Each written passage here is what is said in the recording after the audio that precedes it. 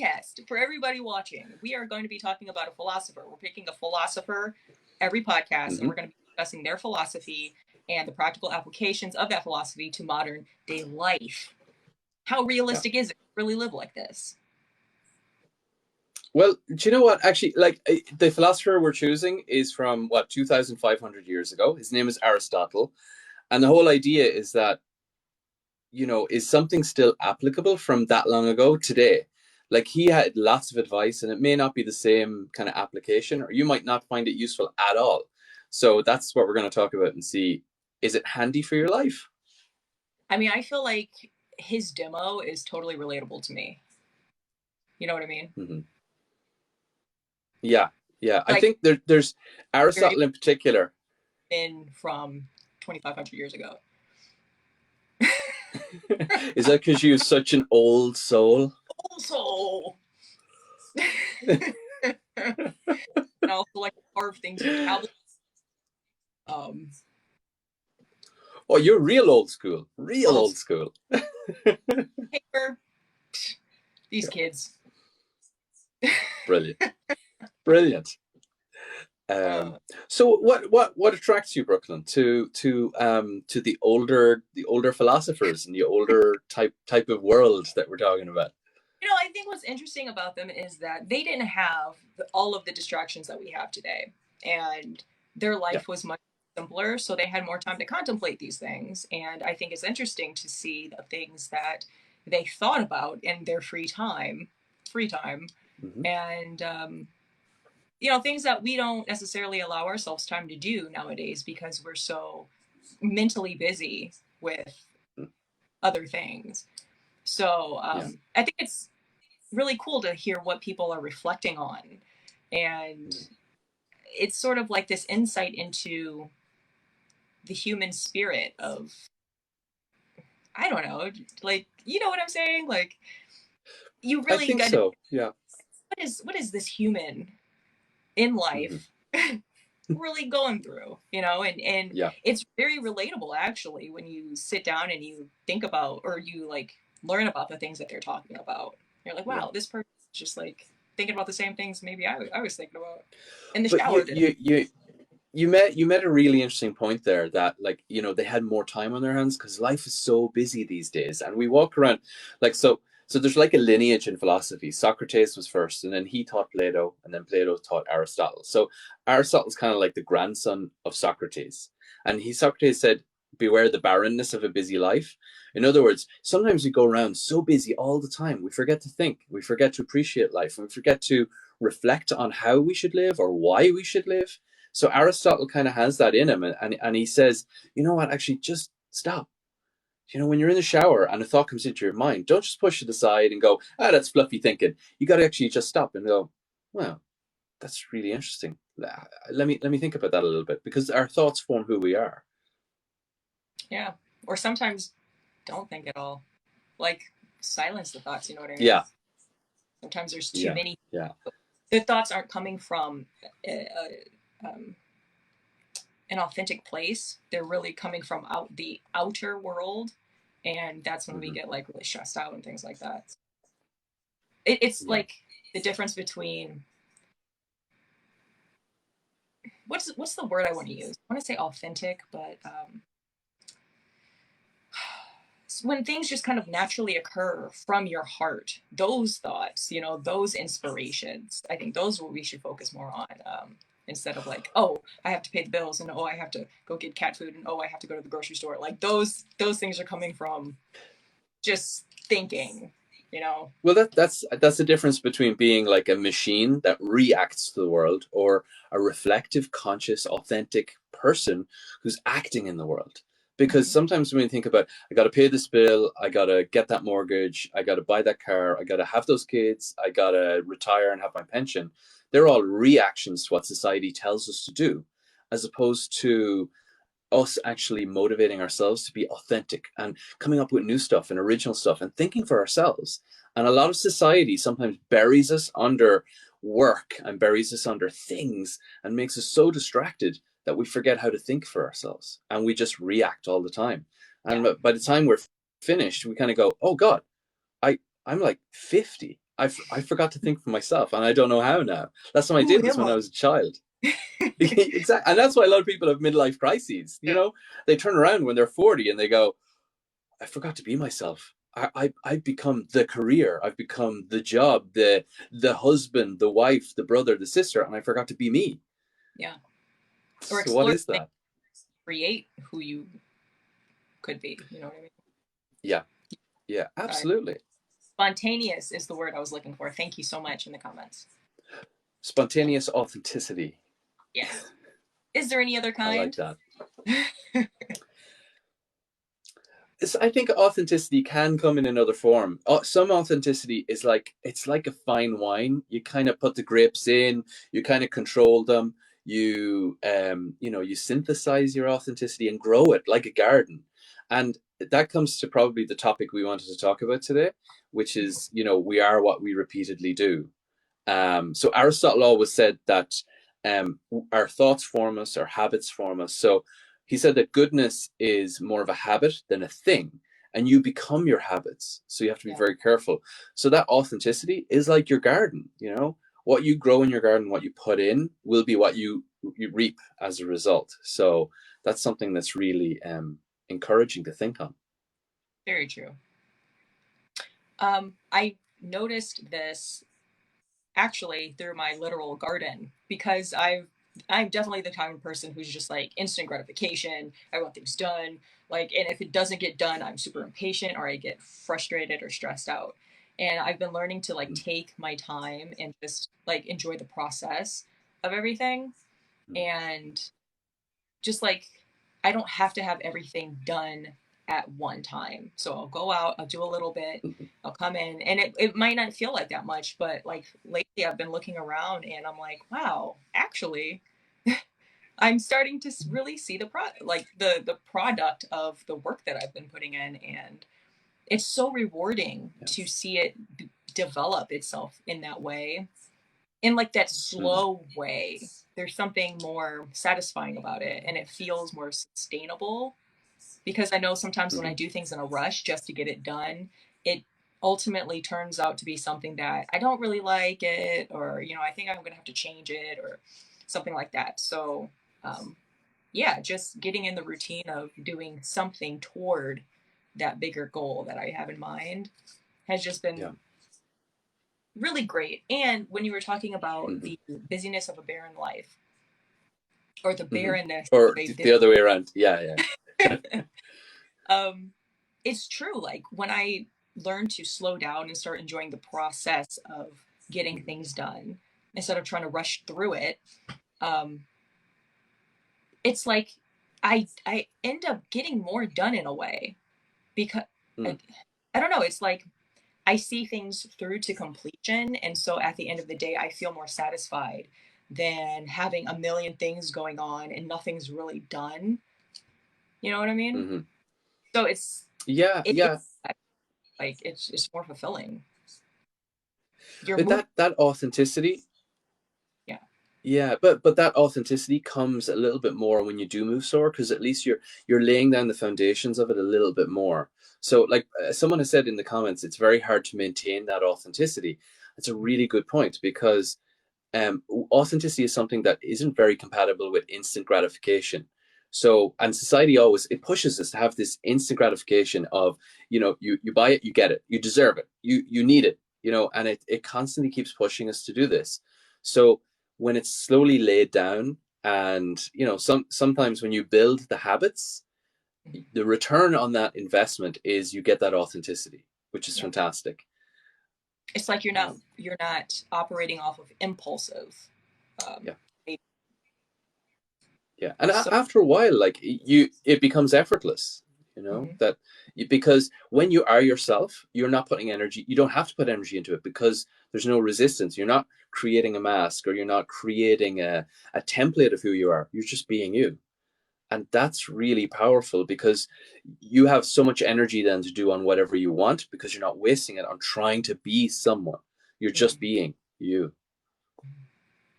I think it was Alan Watts, one of his lectures, and he was talking about the intelligence of the dandelion that just floats in the wind. And he's like, It's incredibly Yeah, intelligent. It has to put in zero energy. There's no energy. It can yeah. do it. It's using everything that is around it to do exactly what it's supposed to do. And I thought Hmm. that was really cool. And that's kind of like what you're talking about. Like when you just Well, allow things to go, you have more energy to put into other mhm. things that are meaningful. So, Yeah, but I suppose then that comes back to the dandelion's nature is to be carried on the wind, is to propagate, is to float. So what's in our best nature? And that's what some of the old philosophers used to analyze and examine, was that it is in the nature of the sun to shine. It's in the nature of the hawk to hunt. What's it in the nature of the human to do? And basically they came around and said, well, you know what? It's in the nature to be of a human to be kind, to look mm-hmm. after one another, to be good to one another. And so a lot of philosophers come around and say that kindness is the foundation of what it means to be human. Ooh, I, hmm, that's interesting. I didn't expect that because it Well, seems like a difficult thing sometimes to be kind to one another, right?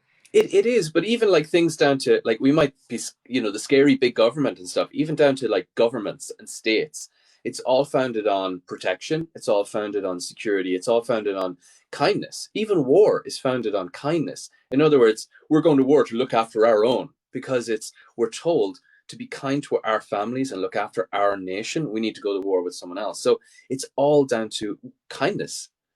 So, Do you and feel that's like it's unfortunately, truly kindness? Because it sounds like selfishness in a way when you're not considering others around you. yeah, the motivation is kindness, but it's twisted to make a justification for things like selfishness or greed or, yeah, I think that happens, unfortunately. I don't know. That's I need to ponder that a little bit. Hmm. Yeah, and because these guys were writing like at the dawn of civilization, so they were asking, why did people come out of the countryside into the city and start making cities? Why did we leave tribes and come in and live together? Because it's better to be together. We're better people when we're sharing. We're better people when we're interacting with others. And they said that because of that, our default nature is to be kind, to be cooperative, not to be cruel, because otherwise we would have stayed in the wilderness, beating each other over the heads with clubs. So the nature or the mode or the gear of being human is to be constructive towards each other and to work together. So that's one of those things. It goes right back to the oldest story, which is the Epic of Gilgamesh. And you have Gilgamesh who's a king, and he doesn't know why he's a king, and he's very confused. But he only knows why once he goes into the wilderness and meets a wild man who teaches him why it's important to be civilized and why it's important to be a kind king, not a cruel king. So that's that legend is like 3,500 years old. It's really interesting, and it comes back to habits again. I would have to say if I were asked that question of like what is it to be human, I would say it would be to love. I think that is kindness, but also something else. Hmm. You know what I mean? Like when I think about love, it's not just being nice, being kind. It's also being compassionate when things are difficult and having an understanding that there is a balance of good and bad in the world and being it's like it's like that unconditional acceptance of what life is and living as though everything has a divine purpose. You know Hmm. what I mean? Yeah. So I think that I don't know, like I hear kindness and I think that's true, but I also think that Mm. I would personally contribute that unconditional love. I think that is what a human does best, if allowed Yeah. to be. What are I, your I thoughts on? think we're probably like I think we're possibly, like earlier on when we were having technical difficulties, we're probably talking about the same thing in different words. That when I say kindness, for me, kindness is this unconditional, sincere giving towards another. So for me, this is only me personally, this is not like a philosopher or anything. Kindness is the highest quality of being able to utterly give to another person. When you're truly kind, it's that you are cracking open the selfishness of your individuality, and you're truly giving to another person, even to the point of self-sacrificing yourself. And that's like, love is exactly that. It's that power to let yourself go, to let go of ego, and to be able to say, I am there for another, or I am there for others. And it's beautiful, really beautiful. It takes you out of yourself, out of your shell, and it teaches you as well. So that, somebody's after mentioning unconditional giving. There you go. Like that's exactly what we're talking about, is that kind of ability to unconditionally give, even to the detriment of yourself. When you see parents do it for children, or friends do it for friends, or you do it for the cats and me do it for my dog, that's real kindness. There's a beauty in that, and that's something that is very uniquely human, that you rarely ever see in the animal kingdom. A lion do that for a cheetah, or a bird do that for a cat. But we will do No, that for animals, and we'll do it for each other. I saw a video and this cat and this goat were best friends. You cannot tell me that it's fine. But is it in their nature? That's the thing, like, It's got so. it's gotta be. I hope so. I hope so. That, like, if kindness is everywhere, then absolutely, yeah, yeah. I hope it is. But I do feel that, I'm a little bit more optimistic about people than a lot of people are. So I kind of feel that people are kind. People do have love within themselves. They just twist it out of proportion, or make it a bit strange. And they need to find the right people, person, or journey to be able to unlock that and remind themselves of who they are sometimes. Yeah, I think fear has a Yeah. lot to do with that keeping them from expressing that kindness you're talking about. Yeah, yeah, absolutely. And I think it happens in our societies all the time, where you're all the time told, do you love your family? Yes. Well, you got to protect your family by killing this person. Or, do you love that? Yes. Then if you want to keep that safe, then do that. And Mhm. that's where we get, love and kindness, twisted out of proportion, to turn it into something else. So I believe that our duty in life is to try and untwist love into a pure kindness, that we can come back to that unconditional giving and loving. Yeah. I don't think we That's can. really not, that's not Aristotle, actually. Aristotle would totally disagree with that. I know we're supposed to talk about Aristotle today. That's definitely not what he would think. um, I know. I don't think that we can see each other's comments. Like you have your own comments in your life, and I have mine. But someone said cultural differences seem to separate us as well. How do you feel about that? I think it does, but then there are some universals, which I find beautiful, like the idea of a laughter. Laughter, even in the most isolated tribes, they found that laughter is something uniquely human. Absolutely. And that's gorgeous. That means that joy, laughter, smiles, kindness, it transcends cultures. And I think if you can find those universals among humans, then you can bring people together in those things. And it's funny, the other elements, like hatred, spite, greed, are not necessarily universal. And that makes me a bit more optimistic about it. So, yeah. Yeah. It feels as if culture has the same purpose as religion. It is like their practices that allow you to experience. Like, okay, so religion is the practice that you do in order to experience spirituality, Mm-hmm. right? But culture is sort of the practice you do to experience the joy, the community, the things that are pretty foundational. So that's pretty interesting, I think. It is. I remember when we were studying philosophy, one of the questions was, or one of the tasks that we did in one of our assignments was, can you tell us the difference between society and culture? And culture is the tendencies, expressions, and values that come out of our society. And in society is the tendencies, cultures, and expressions that comes out of our individual family habits and localities. So that's really interesting. They're like ripples off each other. And then they said that culture then is, ripples off into things like nations, but religion is a little bit different. So religion is certainly like something where you take values that are more personal and you make them universal, as opposed to like in nations or cultures where you take it as in like a group of people together. So a Christian could be Korean or English, or a Buddhist could be Canadian or South African, whereas people who are clustered together by habit are Canadian or Korean or South African. And No, that's really interesting. oh, I'm sorry. I was just Oh, saying in a very abstract way, these things are yeah. just things that we do to experience the things that actually unify us. So something that brings joy to one cultural group that they do is different than something that brings joy to this other cultural group, but Mm. ultimately they're just doing those different things in order to experience the same thing. So that's all Yeah. I was saying. But yeah. Yeah, no, you're right. There are those cultural differences that give you the joy or give you the laughter. Yeah, for sure. So yeah, I think even like in philosophy, there are schools of philosophy. Like Epicureanism is about pleasure and take joy from pleasure. Stoicism is about duty, take joy from duty. And it all comes back to that, where you get your meaning or why do you live? And for Stoics, my reason for living is the duty I have, is to have a meaningful life through my duty, through my equanimity. And for Epicureans, it's the duty in life is to avoid pain and to accept pleasure, and to different varying degrees. But yeah, it's really interesting. So yeah, different cultures derive different joys, I suppose, but we all end up at the same point: joy, which is lovely, and laughter, and happiness, and And smiles, survival. and kittens.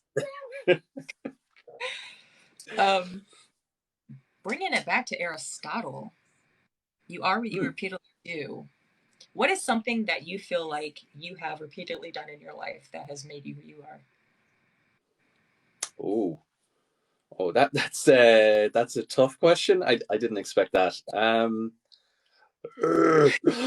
Uh, Ponder, ponder it. Brooklyn. I'm Um, sorry. okay. No, hold on a second. Let me say it right. So when I was young, I used to get like a little bit angry. So I would lose my temper at something, and I would break a pen, or I would roar, or if something frustrated me, the anger would just come out, and which was fine, and would happen on a regular basis. And then I got a dog, and she's somewhere there, and my dog taught me to be more aware of the habit that I had in every time something goes wrong, I express it angrily. And her ears went down, she cowered, and I felt so bad. She became my great teacher in changing this habit. And it wasn't something like it's something that like it was habitual. So people would say that you don't deal with frustration very well, you get angry. And I say, yeah. And it's dangerous because a person can turn and go, well, you're an angry person, because every time something goes wrong, you just get angry. That's your reaction to it. So over a space of like maybe 3-4 years, it didn't take too long, which was great because I was really open at the time to changing, thankfully. This dog taught me how to become more myself, as in when something goes wrong, laugh at it or go, that's fine, I'll come back to it, or and that was habit changing. And but when the habit started changing, I started becoming calmer in myself, and I actually started becoming more forgiving of myself, forgiving of situations. So now every time something goes wrong, I say to myself, "That's okay. It's all right. Maybe it wasn't meant to work out. Maybe it wasn't meant to be like that. But just accept it. You don't have to get frustrated. You don't have to say, I hate life. You just turn and go, that's fine." So, in actual fact, not only did the habit change my reactions to bad problems, the habit turned around and made me a better person. So, when Aristotle says, you are what you repeatedly do, the second part of that is that excellence is a habit, not a virtue. And so I became more excellent in my reaction to when things go bad.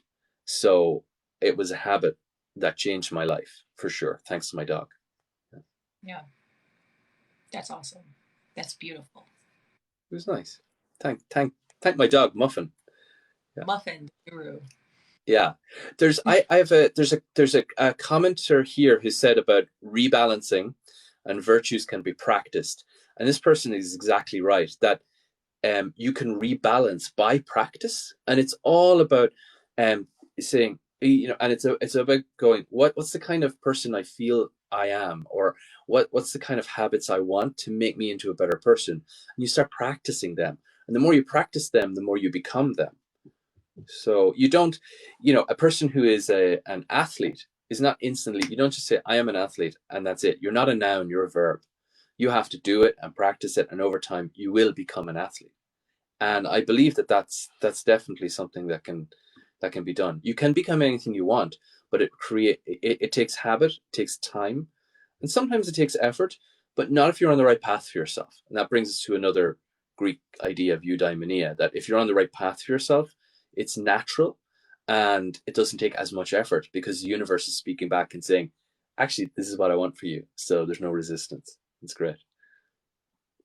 I definitely can testify to that. I've experienced that as well. It doesn't mean it's super easy. Like there can be hiccups, but like Mm. the ease of it's almost like the peace that you have as you move through those Mm-hmm. things is different. Yeah.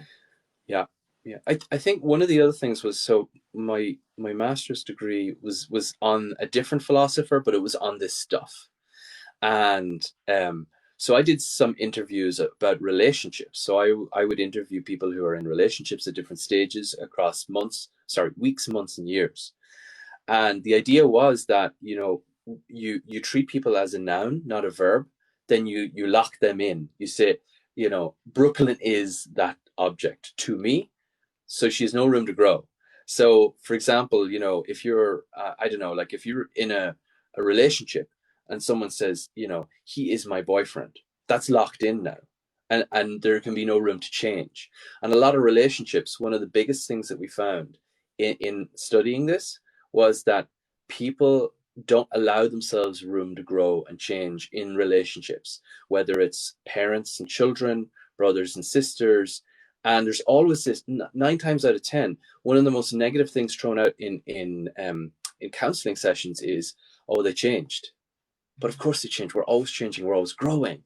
And if you deny people the ability to grow and change, you're denying themselves becoming better people. So this idea of Aristotle's, that we are what we repeatedly do, it doesn't mean that you have to stop and lock yourself in place. It means that you have to continuously grow.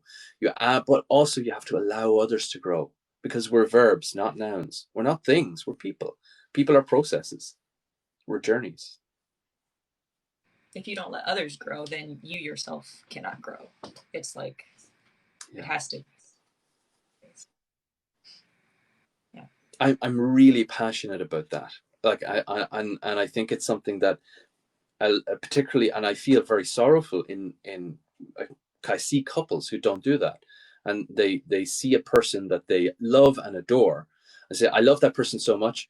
They put them on a pedestal, but what's on the pedestal is not the person. The person Right. is an always changing, ever evolving thing. But the thing on the pedestal is an echo that you've seized in your mind and said, this is the person I adore. And they turn, like we said earlier, like you said about, love and kindness, they turn that adoration into something that's not the changing person. So I think that's another philosopher called Emmanuel Levinas, and he talks about Aristotle and says, life is, oh, it's literally someone's after writing, life is learning. Life is about learning, and it's about growing and learning together as people. So that's really important. But Aristotle said that one of the best forms of relationship between humans is not necessarily parents, brothers or sisters, comrades, a romantic relationship. It's friendship, because friendship is the one that gives you the widest scope to respect the person's ability to change, which is fantastic. So if couples that are sitting down don't know that they're friends, or don't carry each other in their relationships as friends, then the relationship is usually not working properly, or the foundations aren't really good, according to Aristotle. So that's interesting. Yeah, Yeah. very true. I mean, I think that people um, can enter relationships in a very superficial or like selfish way, not like uh, ill intentionally, but they need something and they see that someone else may be able to fill that and they attach, right? And so when that thing changes, well, you can't change because I'm attached to that. I need Mm. that, right? So you're not um whole enough in yourself to allow that person to Mm. change and be okay, you know. And so I think that that's really important to Yeah. like we have to, and I think people are like adjusting our concept of what it is to be with another person, and making sure that you find yourself before you find someone else. That way, when Yeah. what you're looking for is more in alignment with who, like the path that you're on, you know, because like Hmm. if you can't communicate in anger, like when you're frustrated with each other, but everything else is fine, it doesn't matter. Like you can't Yeah. get through something difficult together. So what's the point? Hmm. What's the purpose of that? So Yeah. Yeah. But I think, and both of us can probably reflect on this one as well. The same goes for parents to children. When yeah, children become adults, parents still lock the children into the idea of that's a child. That you're the child, I'm the parent. That's how we relate to each other instead of adult to adult. So that means, and that comes right back to Aristotle of you have to change with the habits. If that person is becoming an adult, you have to treat them with the respect an adult is due, not as a child, not as an infantile. And a lot of parents, and I find this particularly, like I've experienced this as well, that some parents do not make that transition too well. They really don't. And you could be 50 and the parent could be 80, and they still treat you like a child. No matter what you do, you're always an infant to them.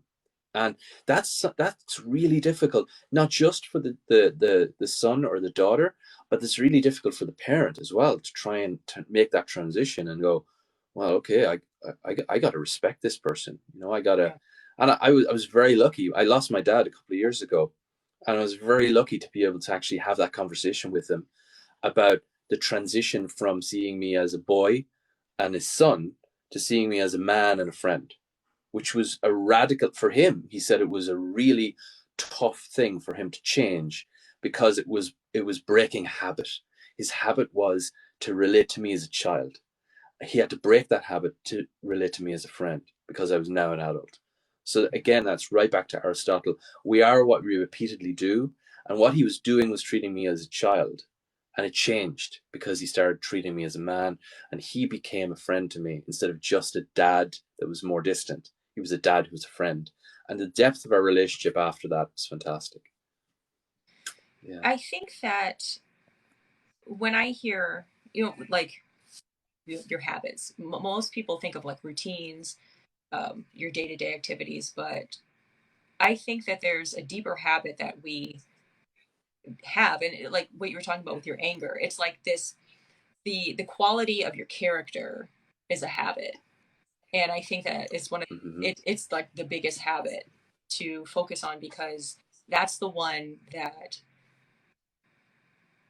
as things change in life and as circumstances change and you have to adapt, it's that character that's consistently being pulled through and like refining itself, you know. So it's, I think that if we don't look so much to the actual things that we're checking off our list, did I do this today, did I do this today, it's like, am I consistently Mm-hmm. being kind, am I conscious of how I'm treating other people, am I conscious of um, controlling my anger, am I consciously aware of my patience, you know, those things. I think that Mm-hmm. when I look at it, it's almost like, how can I break this down to like the fundamental elements of it. And so that's what I would say, is to like focus on your inner growth, and everything else Mm-hmm. sort of falls into place. Because I'm one of those people that's like, you know, I want to learn how to play the piano, or I want to learn that new language, or I want to do this, or I want to do that. And then like, yeah, a few months, like I'm not doing as much as I wanted to. I'm not really sticking with the habit too much. But at the same time, something about that taught me more about discipline. And that discipline is teaching me in all areas of my life. I'm learning how to be more focused from Mm-hmm. within, um, in just everything. So I think that if you're focusing on the foundational aspects of your being, Mm-hmm. those things sort of radiate, they sort of create this ripple effect outward toward everything, no matter Yeah. if you're sticking to your little list or not, you know. Yeah. And do you find that that helps you as a person to grow over time? That Absolutely. Because okay. it's allowing me to learn more than I could have ever learned. Like, I've learned so much through failure, and I think that is just me personally how I learn. I have to make mistakes in order to understand why they're mistakes, Mhm. and what are the benefits of doing it this way opposed to this way. And so, when I try to do something and it doesn't work out, there's always something of value for me to apply somewhere else. It's Mhm. always continued to carry me further than I could have Mhm. gone if I stuck with it and just like did all right with it, you know? Yeah. And do you think that, like, so when it comes down to, like, I'm bringing it back to the whole habits thing and changing habits. Like, I'm thinking, I know some people who have difficulty trying to form habits. So they'd easily say, I got to get up out of bed at 7 in the morning or 8 in the morning. And they do that for 3 or 4 days. And then they go right back to getting out of bed at 10 or 11 in the morning. It's so difficult to try and break that mold. Do you have any kind of like advice for them how to actually start a habit? Because at the end of the day, forming a habit is actually, it's really easy once you start doing it over time. And the more you do it, the easier it gets. But starting can be so hard. Sure. I think it's knowing what your why is. If you don't have a real reason to do it, what sort of accountability do you have? What benefit is it to you? And Mm. what I've also found is I will usually start doing something more consistently when I'm sick of my own shit. Excuse my language, but like when I'm so tired of things being the way that they are, Mm. knowing that I want to be better, then I'm just like, Mm. just do it because I can't stand being here anymore. And so I just get more focused and more disciplined. That Mm. it fuels that change in me because I know I don't want to be there Yeah. anymore. But it's Mm. difficult to do that. Like, say you want to stop smoking, but if you really don't want to stop, it's going to be really difficult because you don't want to stop. You don't want to put it down. But if you're Mm. like, I'm so done with this, it makes me sick to my stomach knowing that I do this, that person's Mm. going to have more success because they have will Yeah. to do it. Mm-hmm. How do you positively goad yourself into talents? Like you mentioned there about playing an instrument or learning a language and stuff like that. Do you use rewards as well to say, you know what, actually, I'm not going to have that Cadbury's egg unless I practice Spanish for an hour today. And if I do it for half an hour and give up, I don't get my Cadbury's egg. Right.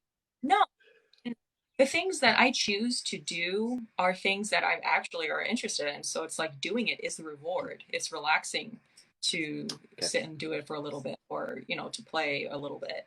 Um, Mm-hmm. I do wish that I were better or more fluent at some things, but realistically, you can't do everything. I think it was Oprah who's like, you can have it all, but not all at once. And I really had this idea of like I can do it all. Like there was a point in my life where I was like, I get up at 3:30 in the morning, I do my workout, I walk the dog, I do my language, I do my music, I do my brain exercises, I take the cold shower, I do my reading 2 times a day. Like I had a very structured, like I was like watching all of these YouTube videos of these guys who were like, if you want to be successful, you got to do this and this. And I was like, I can do it. There's no reason for me to not be Yeah. able to achieve, just like really hardcore, and I burned out really quickly. um and I noticed it's like I'm just the type of person who, if I'm not doing it out of joy, then it's just at the end of the day not going to be beneficial. I'm not going to learn Mm-hmm. what I can from it. So what I've discovered is what I like and what I don't like, and now I do those things at my leisure when I Mm-hmm. when I feel inspired to do it. And I had to really work with myself. I think it's like that perfectionist attitude of like when you see someone in a symphony playing beautifully and you're like, oh, I can do that. If I just put in the work, I can be like that. But it's like, okay, Brooklyn, listen, you were not born to be a violinist. You can pick it up and you can learn it, but like, is that really your life path or is that your life calling? And you don't have to be first chair in order to have value in the world. So if you like it, Yeah. try it and see where it takes you, but don't beat yourself up if you're not like perfect at it. And Mm-hmm. so I had to learn that. I think that's why I have so many hobbies, is because I see someone doing so well and I want to be like that. But Mm-hmm. the time and the energy that goes into getting that good, and I have like 50 different interests that I'm trying to do, you can't do it all. Um, so that was a big lesson for me about Yeah. letting go of that expectation and that perfectionist idea of myself and just accepting me for who I am, where I am, and what my unique strengths are. So, Mm-hmm. There's a comment that just came in there. The universe is just and fair, and there. I was just is just and fair, and just one thing that kind of hit me from that comment was that sometimes the cards that you're dealt are the cards that you need, Yeah, and you might try things and it may not work out, but that not working out is the lesson you need, not the achievement. absolutely. And I love that idea that you're mentioning there about learning from your failures. Sometimes the give me a rich failure, rich with learning and lessons, rather than a hollow achievement. Absolutely. So some of the things that I've done in my life have been horrific failures or attempts at failing at something, have actually yielded the best results, utterly amazing results that I'm continuing to learn from to this day. And that's something that's really, really, really beautiful.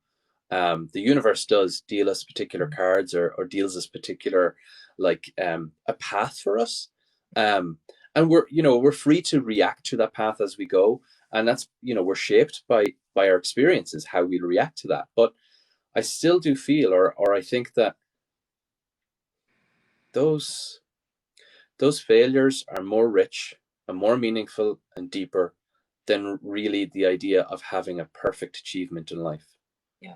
I could focus and be that violinist and achieve that 100%, or I could have the amazingness of having that 100 different failures to find my true path.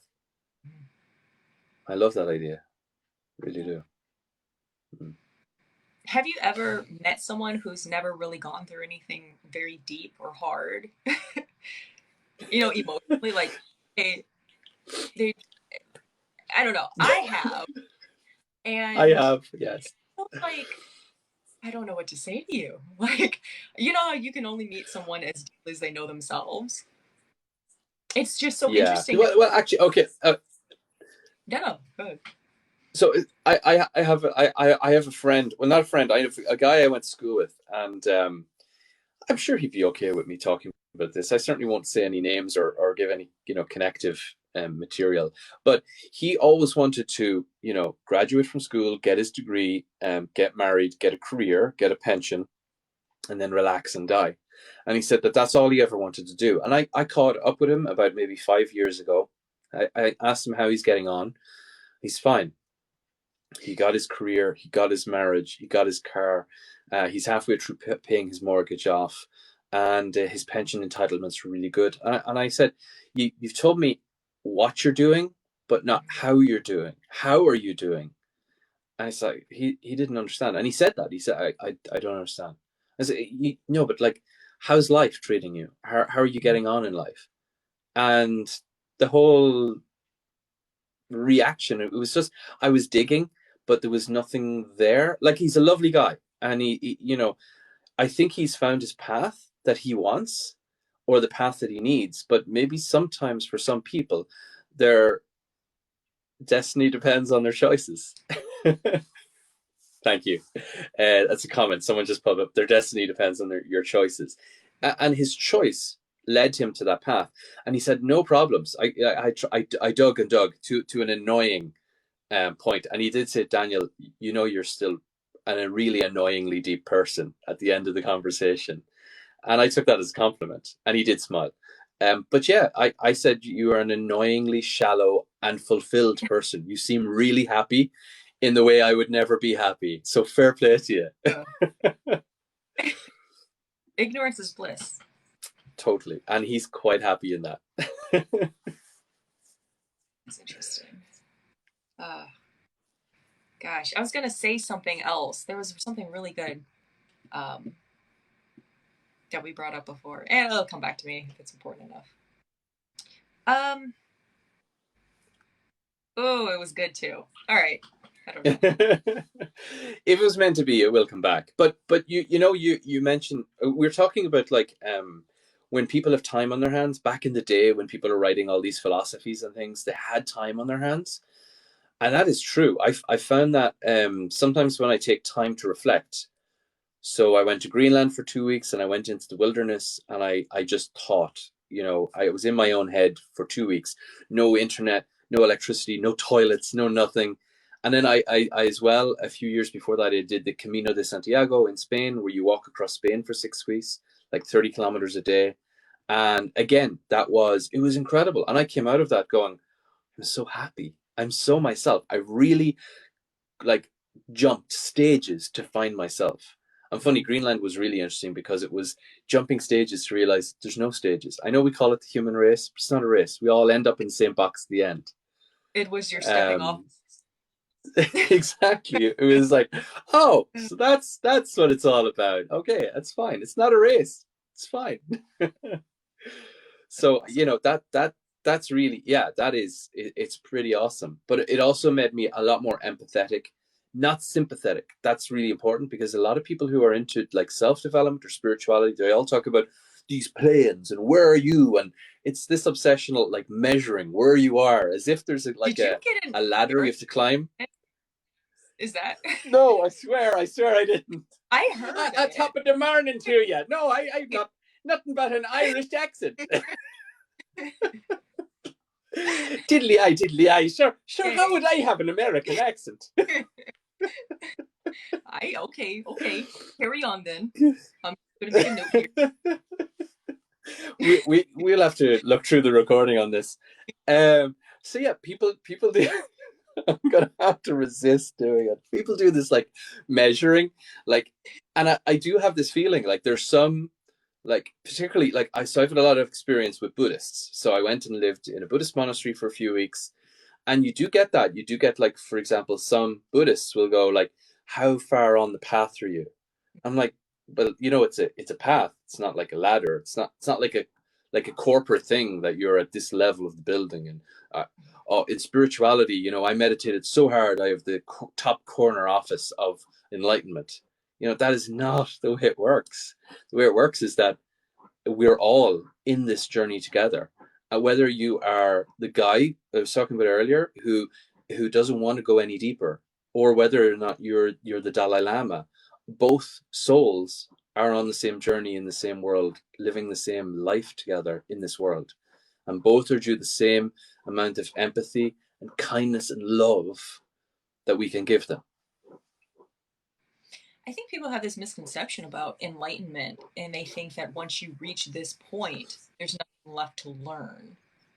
And I think that Yeah. that's very, it's a huge misunderstanding. I think that when you come to this self realization of the fact that this is a play and you are part of something grander than this identity, then you're open to continue that life path of just experience and learning and growing in a Yeah. way that you wouldn't be able to before.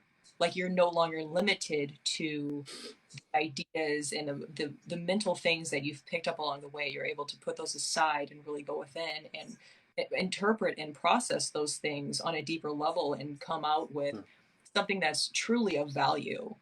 You know what I mean? Like we were talking about Mm-hmm. learning from your mistakes and your failures, and a lot of people still haven't learned how to develop enough humility to learn from their mistakes. People look at their mistakes or their failures or their difficult times and they say, this should not have happened. This was not fair. And a lot of times it's like you understand that. And Yeah. because it's very difficult. I mean, like there are some people situations you can't even fathom like experiencing, but at the same time, um, what is there to get out of that? You know what I mean? You Well, have to be willing you can't. to use it in some way. And because you become bitter or if you become closed off to opening up the experience into something else, then you're just going to be trapped in this mentality of like despair and darkness. And you there has to be Yeah. something that uplifts you in a way to give you the strength to keep going. Um, Mm-hmm. and figuring out this whole life thing bigger than being just a human being and yourself. Mm-hmm. Does that make sense? Yeah. Yeah. It makes more sense than most things I've heard this week, for sure. Um, so one of the greatest mistakes I ever made, and we've discussed it ourselves before, and I don't mind opening up about it, is that I tried and thankfully failed to commit suicide when I was 18. Um, and this was for years afterwards. So I won't talk about the experience itself right now, and I'm open to talking about it any time. I'm open on it totally. But the aftermath of it, I was consumed with shame, with regret, with the idea I should never have done that. What was I thinking? What a horrible person I am. You know, what would my family have thought? What would my friends? What would I have done to them? And I was totally like, it felt like I had tried to murder someone and almost gotten away with it, and realized the guilt and the trap of that emotionally. And that idea of trying to take your own life drove me to go, why do I want to live? Or why am I here? And that's where the lessons began. The lessons began to go, not how do I live, but why do I live? And started digging and digging and digging and say, why? And thankfully, at that time, I accidentally started studying philosophy in college. And I just went through the whole idea of what's the meaning of life. And I was sitting in among, we started in a class of 52. It ended the degree in a class of 12. That was kind of drop off. And everybody was like, what's the meaning of life? And I was sitting there covered in my shame, covered in my guilt. And for me, it was a very personal question. It wasn't academic. It was, what's the meaning of life? Why am I alive? Why am I not dead? Because and to go back to, like, you know, the like alternate realities and stuff, in another universe, I didn't make it, you know. And I just think that something that you have to turn around sometimes is you take your failures and you make them meaningful. And the whole idea behind all of your failures, and again, this comes right back to the whole idea of getting angry, and my dog Muffin teaching me why not to, or how not to. Um, when something bad happens, don't get angry. Don't feel bad. Don't feel aggression. Don't feel guilt. Make it meaningful. Go, you know what? Yeah, that happened. What can I learn from it? That happened. What's the good in this badness? Nothing is bad if you can really reap some kind of harvest of meaning and goodness from it. So for me personally, I know from other people I've talked to, so I've gone to schools and given talks on it. I've talked on public radio about this, and I've had people come back to me and say, that actually pulled me back from the edge. So by me almost killing myself at one stage, I have essentially saved other people's lives, which is interesting. Hmm. Uh-oh, what happened? Oh, TikTok technical difficulty.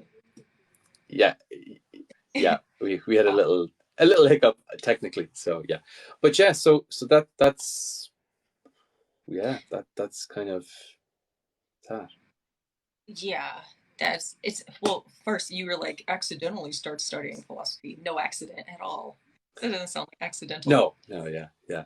Yeah, The universe certainly said, you know what, this is what you need right now, guy. yeah. Oh, you know what, you don't need to go and study business or engineering. You need to study why to live. And I'm sure Perfect. you have Yeah. a different appreciation now, you know, a whole different perspective of everything. I'm sure. Oh, life is just so beautifully precious. Like it's gorgeous. Like there's nothing I don't see. Like every single day is a gift because it's an extra day I would not have had.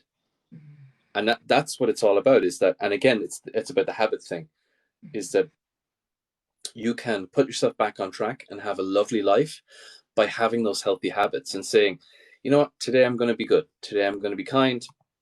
First thing I'm going to do is make my bed. First person I'm going to meet is I'm going to smile. The first person I'm going to engage with, I'm going to talk to them in a friendly way. And it's those little things that build that kindness within yourself and builds those habits. And I know I'm a good person, not because I have an ego that turns around and says that I am the best person I can be and all that. It's because I try to be kind to people. I try. And I might fail sometimes, but I try, and I constantly will keep trying. And I don't, at the end of the day, I don't want to be a violinist. I don't want to be, all these things. I love being a generalist, but saturating that generalism and all of those things is that kindness behind it. And that's the habit that I've been trying to harvest or to cultivate throughout my years. Because it gives me a lot more back than I give out. So that habit is soul forming, I think.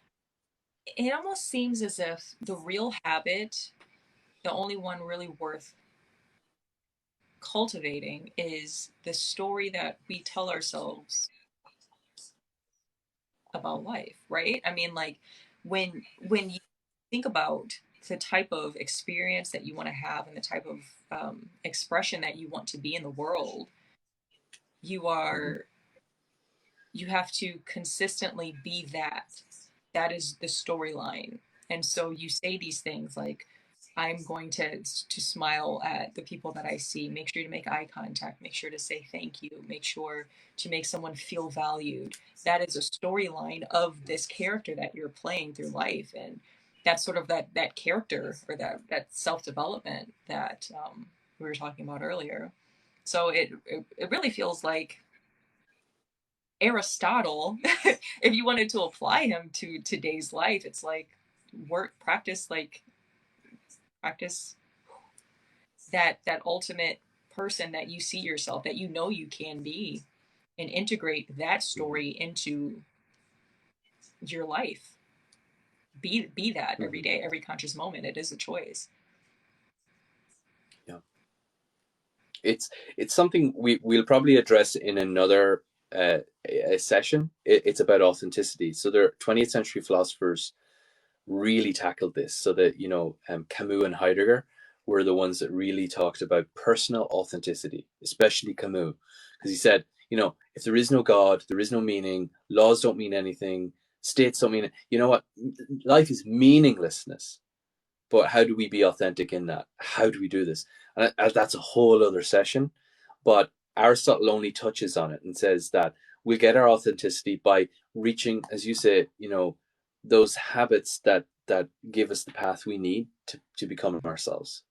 And I think that's something that um, it's something that we've maybe forgotten sometimes. And this, I'm bringing it right back to your very first point, Brooklyn, that we've forgotten this because we're so busy in our lives, and you know we're so pulled out of ourselves and out of our authenticity into being the things our society needs, or our bills need, or our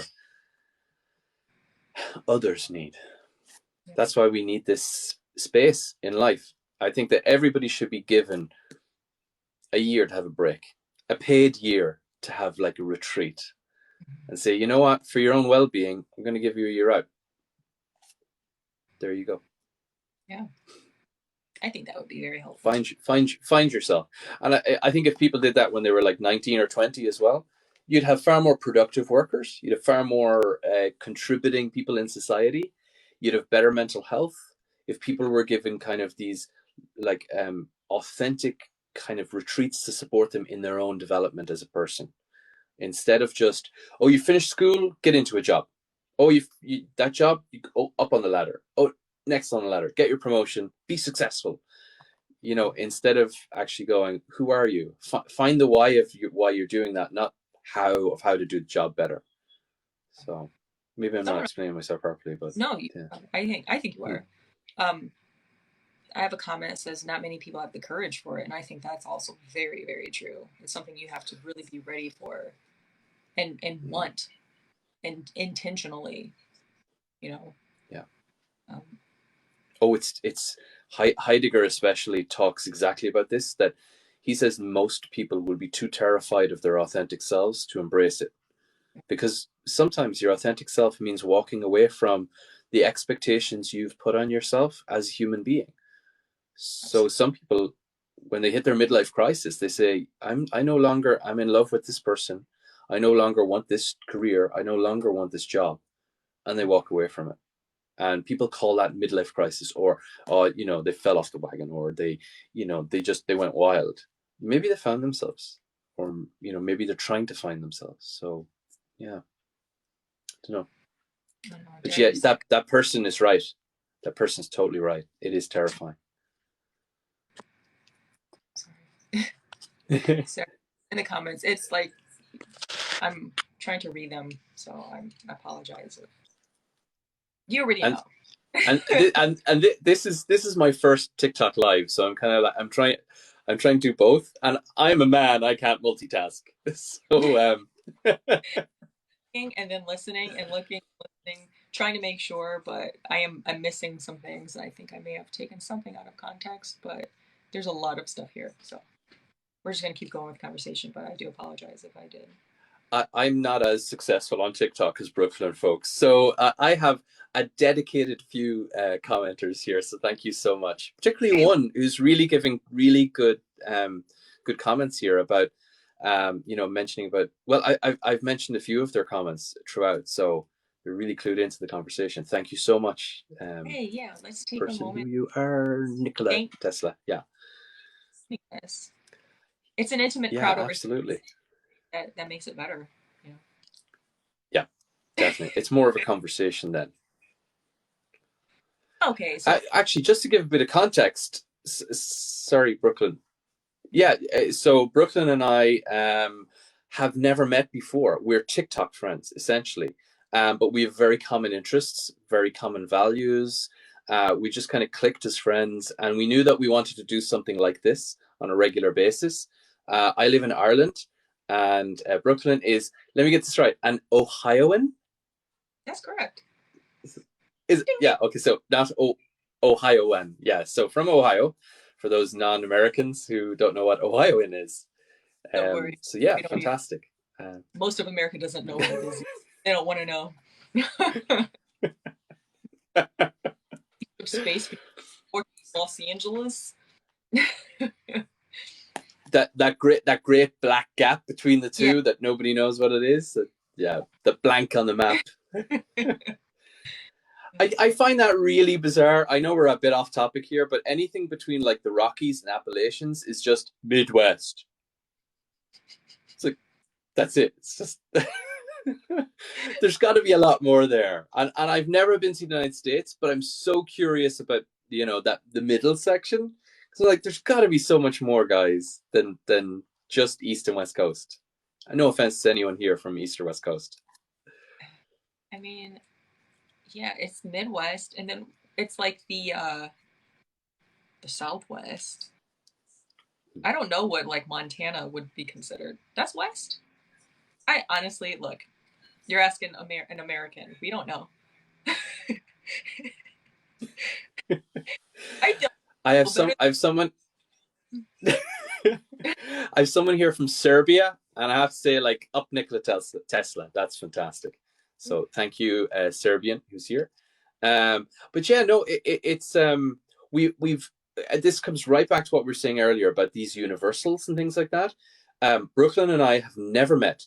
We had never knew each other before a few weeks ago, and for some strange reason, across the universe, two people have had very similar values, seeking a kindness, exploring like a little bit of a deeper life in very similar ways. So I often find that when I meet people like Brooklyn, friends like this, gives me faith that humanity is going in a better way, or the universe is looking after people and bringing people together as friends. So not only do I want to thank the people who are here, but thank yourself, Brooklyn, and very much for being who you are. Thank you so much.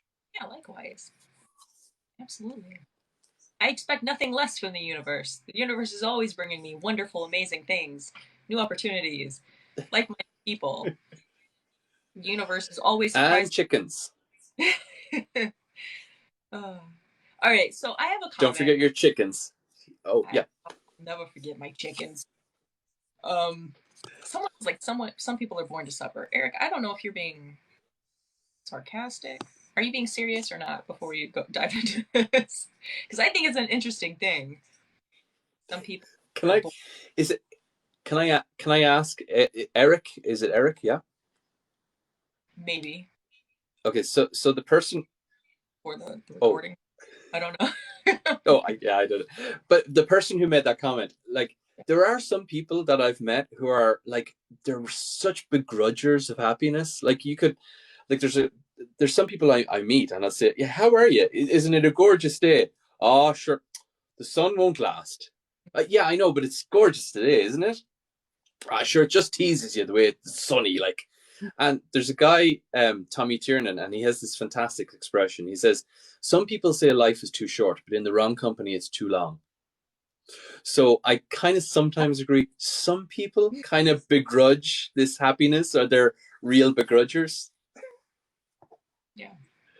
It's, to me, it's bitterness. And it's that going back to that unwillingness to learn from the difficulties that life brings you. And Moji, I don't know if you're familiar with him, but he says, you're not experiencing suffering, you're suffering your experience. And it's all about perception. And if you can switch that perception into something that serves um, that growth, then Mm-hmm. you'll never truly suffer. Mm-hmm. Right. I like that expression. That's fantastic. Yeah. It changed me when I heard that. And it created a new storyline, a new habit, a new way of thinking. Mm-hmm. Whenever I got into a situation where I started feeling myself being pulled back into that dark space, Brooklyn, you are Mm-hmm. suffering your experience right now. You're not experiencing suffering. I'm What do you writing want to, that down. what should I do now? What is the very next thing that I can do to sort of put myself in a place to feel like I'm going in a better direction? Mm-hmm. It takes so much strength, and I have so much compassion for people who feel like that person's like, oh, the sun's not gonna last. It's like, when you're in a space like that, do you know how hard it is to change? Like, Mm-hmm. it's difficult to really think like, yeah, I'm going to be like a more positive person. Like, it doesn't just turn on one day. Because I Mm-hmm. remember when I was like in a very depressive, suicidal type of state, and I just hated. I was like, every day I woke up, and I was like, I can't believe I woke up again. Why can't Mm-hmm. you just like stop this? I felt like the worst Groundhog Day, right? And I was like, life is a punishment, and I hate being here. So I was really angry and Mm-hmm. really bitter for just being here. I hated everything about this place. But I knew that I was I had to keep going somehow, Mm-hmm. and I kept trying to be more positive. And it almost felt like the more videos that I watched that told me about like positive thinking and stuff almost made me even more bitter. Because I'm like, okay, well, I did it, it didn't work. Like, how long is this going to Yeah. take? And it was just like, I did that for so long. I did that for almost a year of just like trying and fighting it. But I Mm-hmm. still did it. And that habit of just like doing it, even though I didn't want to in that moment, but knowing that I was working toward something bigger, um, Mm-hmm. it did. One day I just started really feeling better, but it's something that you have to commit yourself to, even if it doesn't feel good in the moment. So that was a huge habit changer for me. Um, was to do to do what I knew I needed to do, even when it didn't feel like it was doing anything. It was like a diet of the mind. Yeah, yeah, Sometimes it doesn't feel good to eat salad every day, but once you form the habit, it'll feel good in your body to be on that healthy food yeah, instead of the highs and lows of sugar.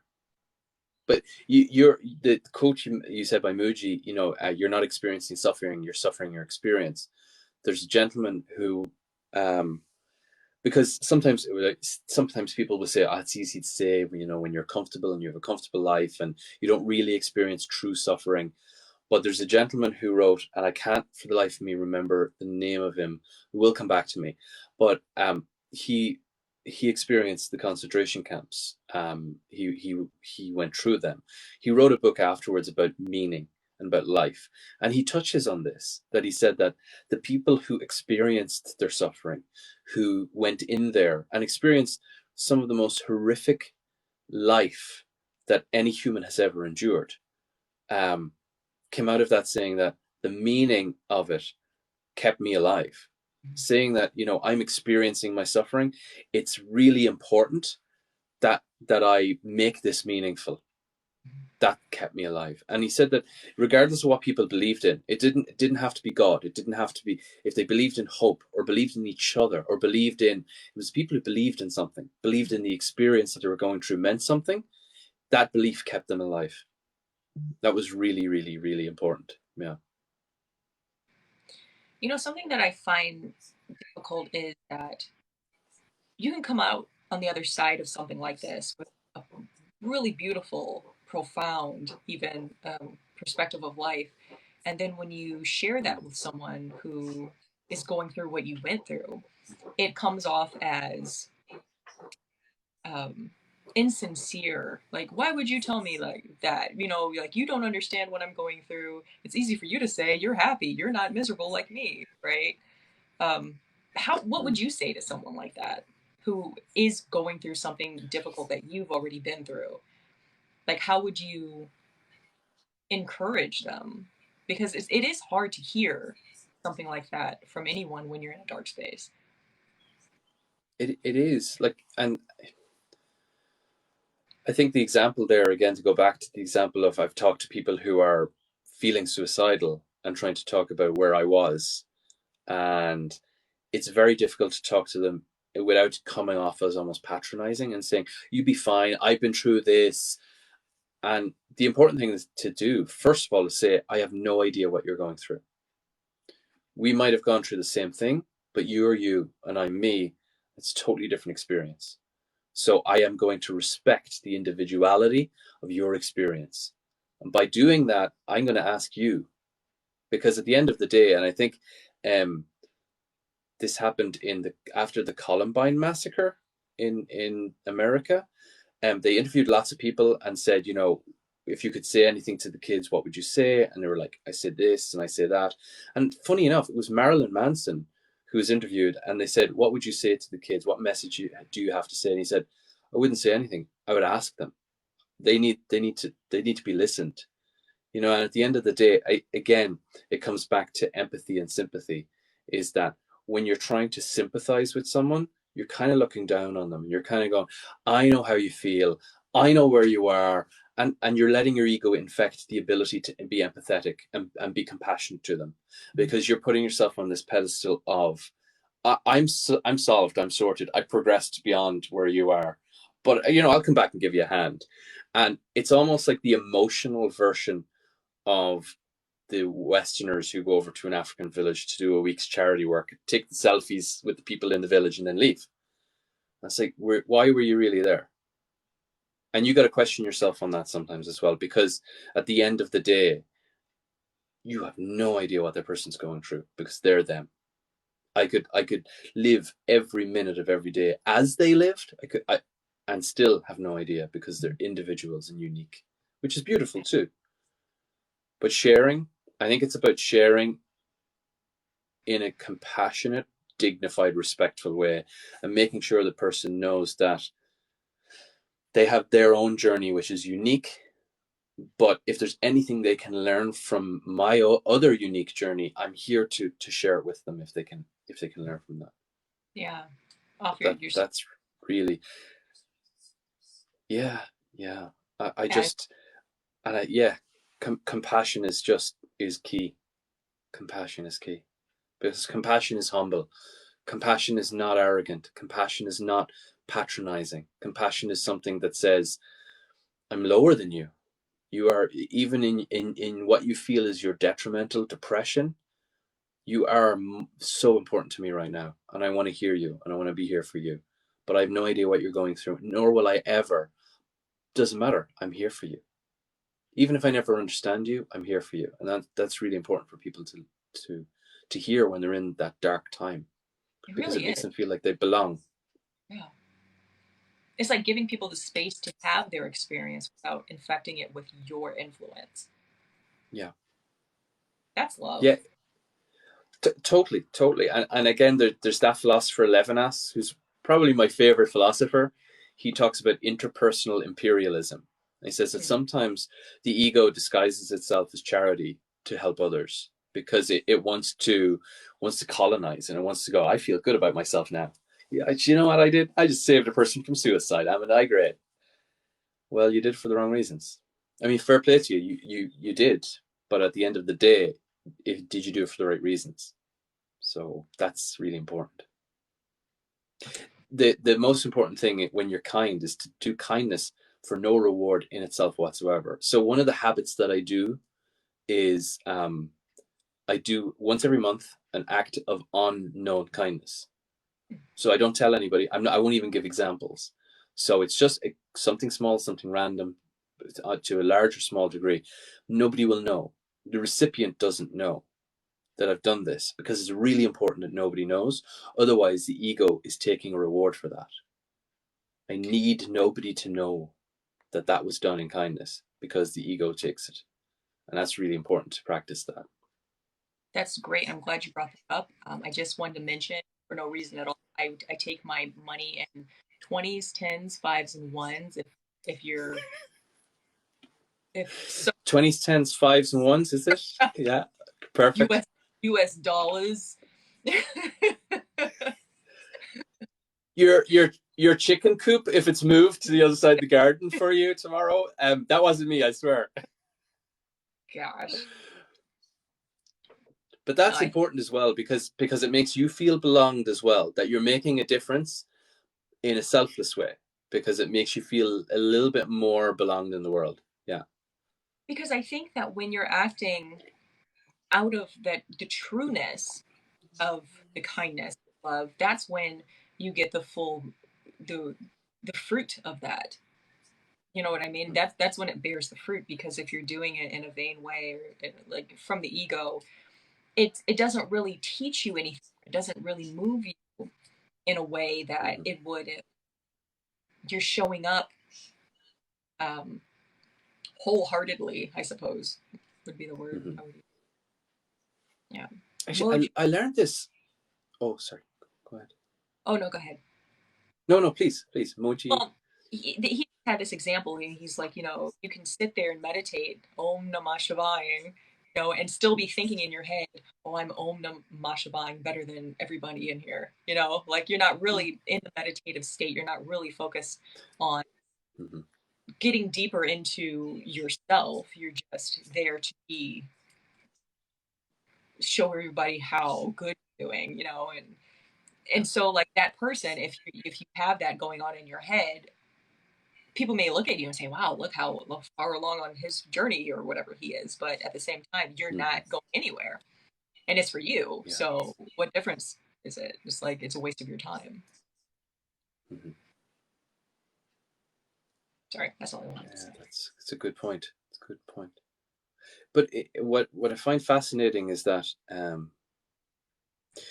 when you're doing something that's truly within your nature to do, and you interfere it with selfish reward, it sometimes, like, I don't know, feels like you're contaminating it or something. I'll give an example. So recently I started doing art, and I love doing it, and it's, as far as I'm concerned, it's amateur stuff. I just love doing it for my own activity, and I love doing really colorful paintings and stuff like that. So I started doing this, and I pop it up on Instagram or stuff like that.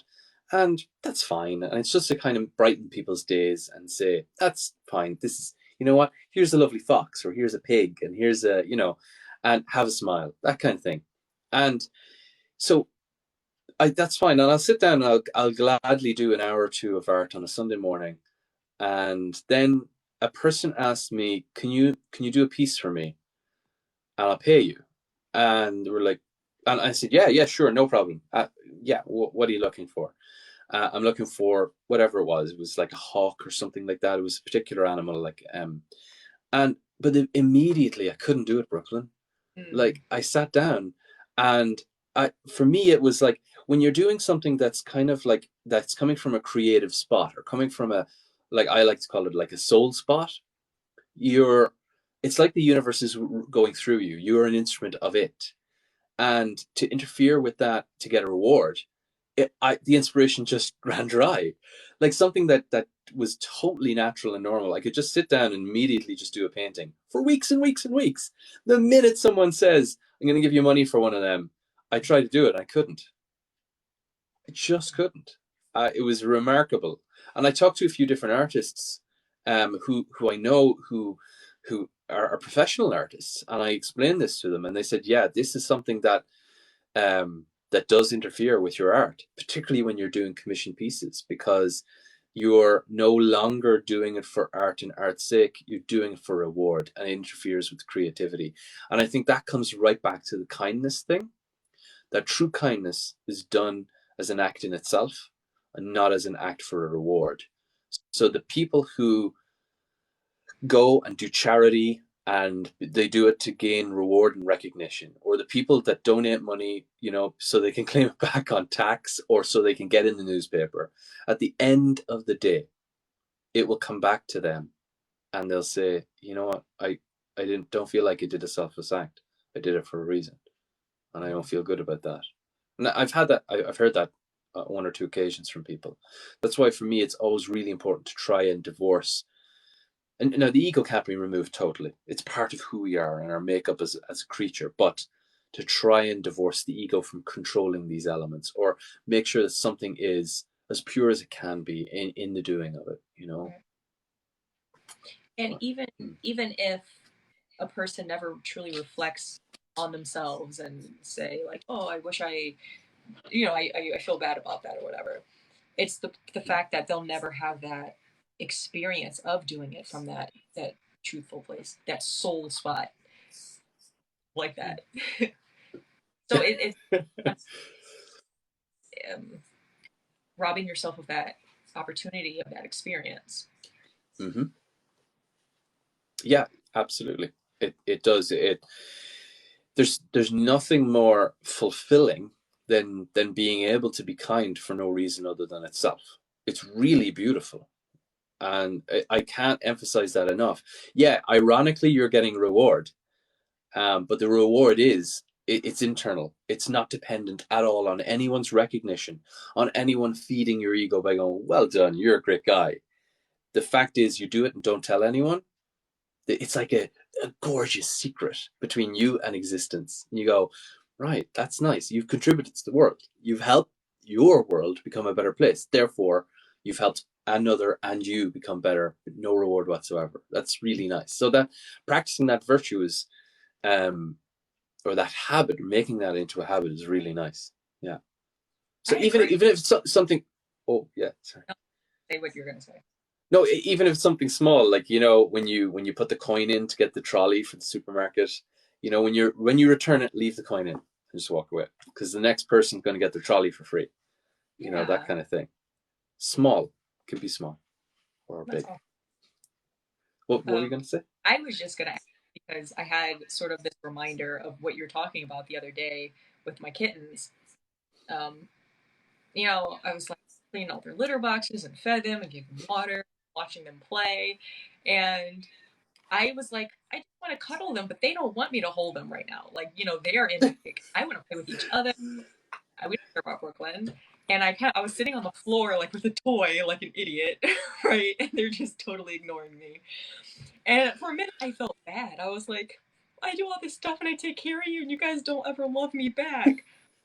And I was like, you are caring for them and look at them, look how happy they are and they're playing with each other and they're not separated, they get to stay with their family and they're safe and you're providing a good home for them. And that just filled me up. I was like, yeah, like my joy is watching them be happy, you know. Mm. And that was a really good experience. It felt good. It was like I'm not taking care of them so that they love me. I'm caring for them because I love them, and that's the word. So I mean, that's just a little example. Animals. It's someone's mentioned in comments that we can learn a lot about and from animals. I think animals have been some of my greatest teachers. They really effortlessly teaching. Yeah. I have a comment. Someone said, "Would you say compassion and kindness would have stopped the darker experiences?" would you say compassion and kindness stopped the darker experiences? Like on a personal level or in general? Yeah, actually, I'm not sure that the person who made the comment, it's something, it's a question I've been struggling with quite deeply recently. And the reason is because obviously, if you had more compassion and more care and kindness in the world, even in my own experience, maybe I wouldn't have, attempted suicide when I was 18. Therefore, I wouldn't have learned these deep lessons. Therefore, I wouldn't have been there for people later on to help them. So, yeah, I understand that sometimes when you brighten the world to make it more compassionate, maybe you're taking part of the rich tapestry of existence out of it that you wouldn't otherwise have if you had that darkness or that meaning. And there are some philosophies who say this, that life has to be a tapestry of both the dark and bright, of both suffering and meaning, of both goodness and bad, for us to have a meaningful existence. Without both, without that, it's like without that, like the balance and the force, we don't have a meaningful existence. I don't know. It's something I've been really thinking about lately, though. It's a really good question. Well, it's just Yeah. sort of a dichotomy of the duality. You can't have kindness if there is no unkindness. Hmm. If kindness exists, unkindness automatically has to, because it's the concept, and every concept has two parts. Mm-hmm. Because if kindness, if there was no idea of that, then we wouldn't have to talk about it. We wouldn't think about it. It would be nothing. It's funny. There was a particular person who said that evil and good are dependent on each other. That evil is actually a good thing in the world because it calls forth us to be better people, gives us a more meaningful existence.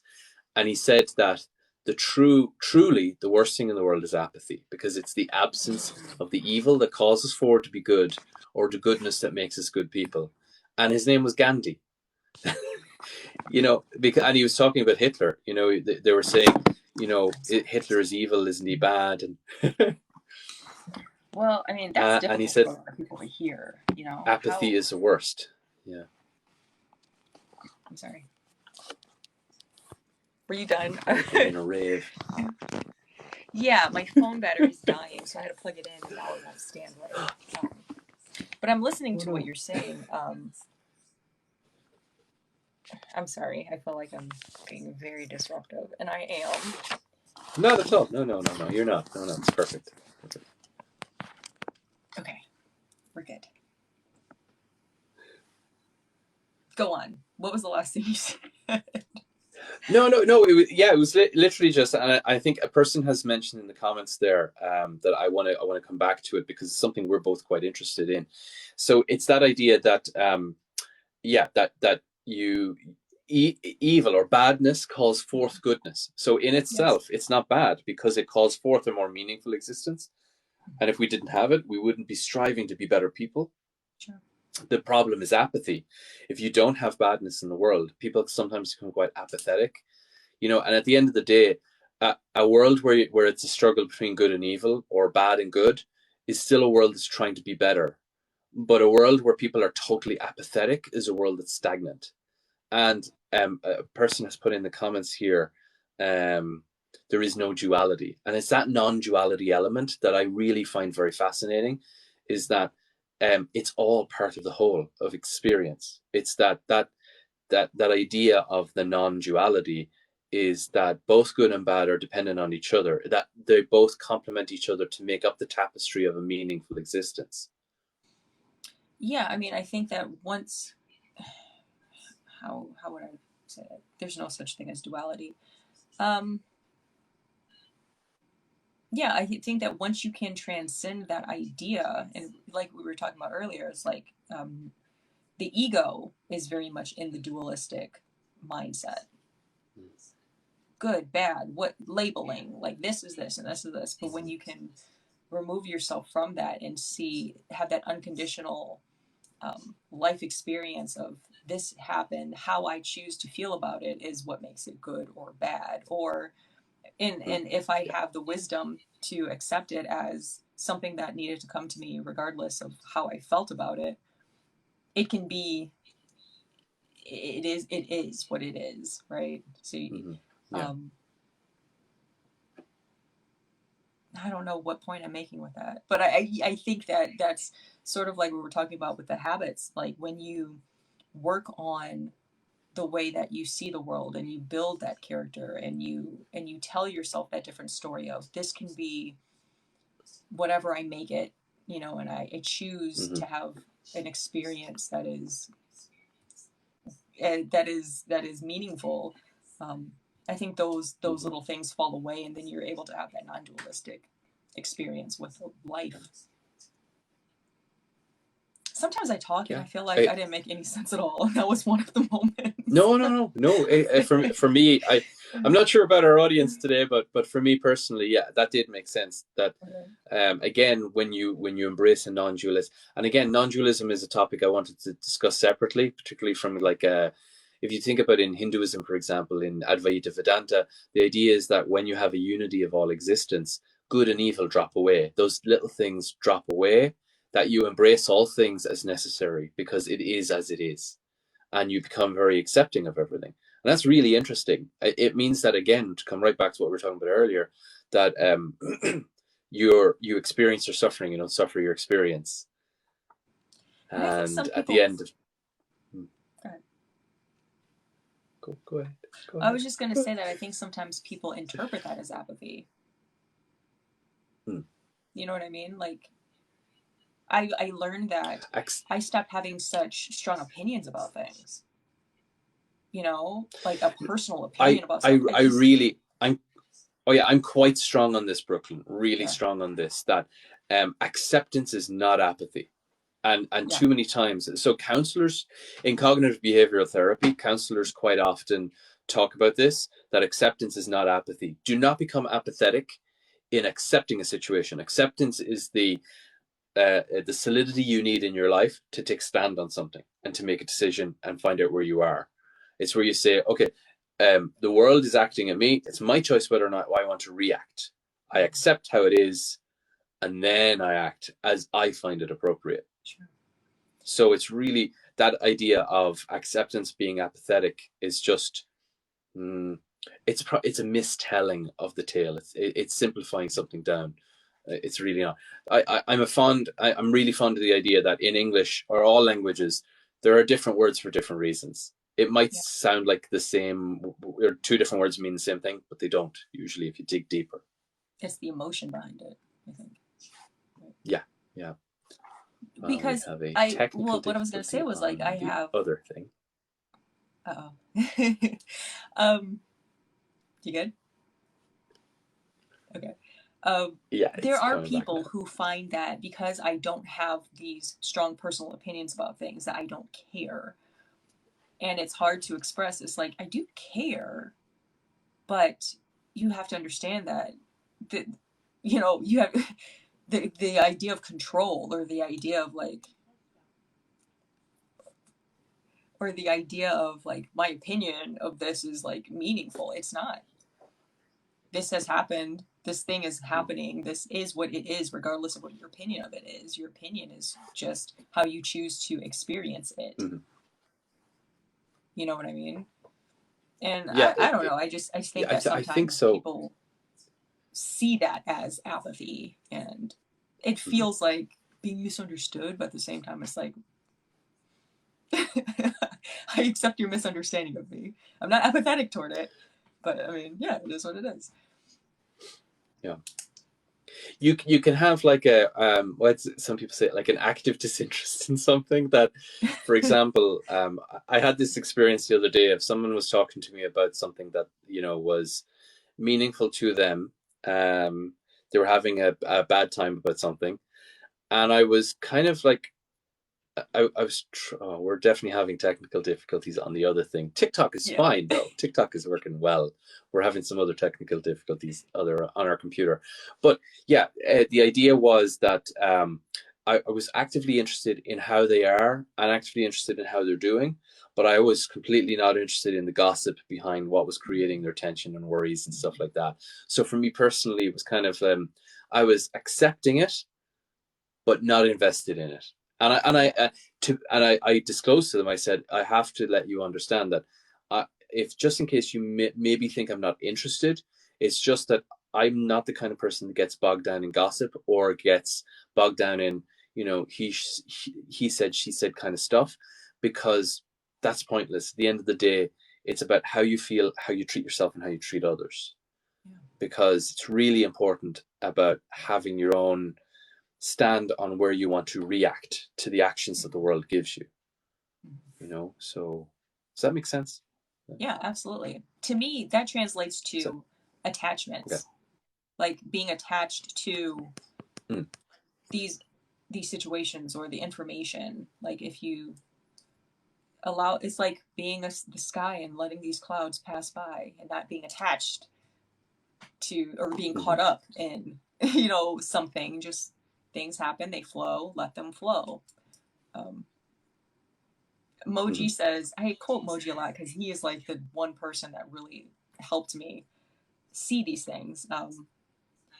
He was like, you can invite it through, but you don't have to give it tea. Does that make sense? Like it's going to come through, these Yeah. thoughts, these emotions or whatever, but you don't have to sit down and have tea with it. So just these things don't have to stick to you. You can just see them, acknowledge them, and don't have such a personal attachment. Yeah. That doesn't mean you don't I care. think that's a great. Exactly. Yeah, that's what I wanted to get to, is that but some people feel like, so I've been accused sometimes of being a little bit cold because I don't get so caring and embroiled about, oh my God, did she say that really? And how dare they? And well, because I'm a little bit more detached, or I have a cooler way of reacting to these things, because I say, okay, so that's the way it is. I accept that. I move on. It's water off a duck's back. And I've, some people say that, when they argue with me or fight with me, it's like arguing, it's like punching water. And and I couldn't take a greater compliment, really. Yeah. Because at the end of the day, that's exactly how a person, if they want to be at one with the world around them, they need to be accepting of it in a way that they're not holding it and grabbing it. Because some people, they want to feel like such part of the world that they let it control them.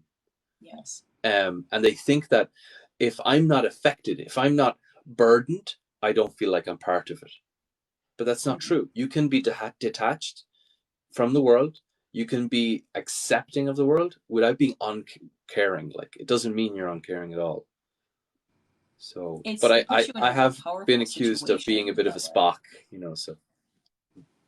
Oh, it puts you in a place to be more effective, to be more helpful, to be more caring when you are not so consumed with the external things that are going on around you. It's like you become this pillar, and you have this stability within you that allows you to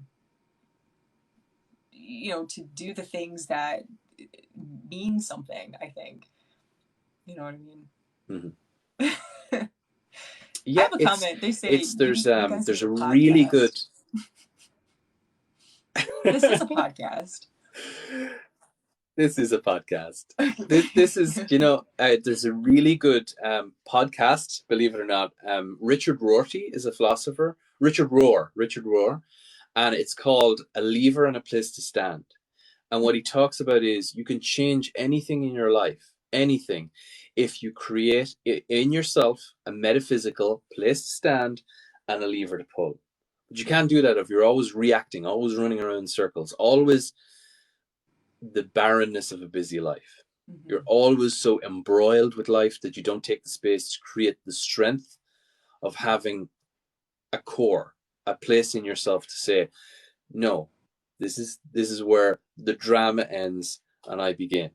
And at the end of the day, that's why I'm quite fond of, and I know some people don't like this very much. I'm a fan of healthy boundaries. I'm a fan of having my beautiful walls and saying, I will listen to this, I'll take this on, but it doesn't affect me. And it not affecting me does not mean I don't care.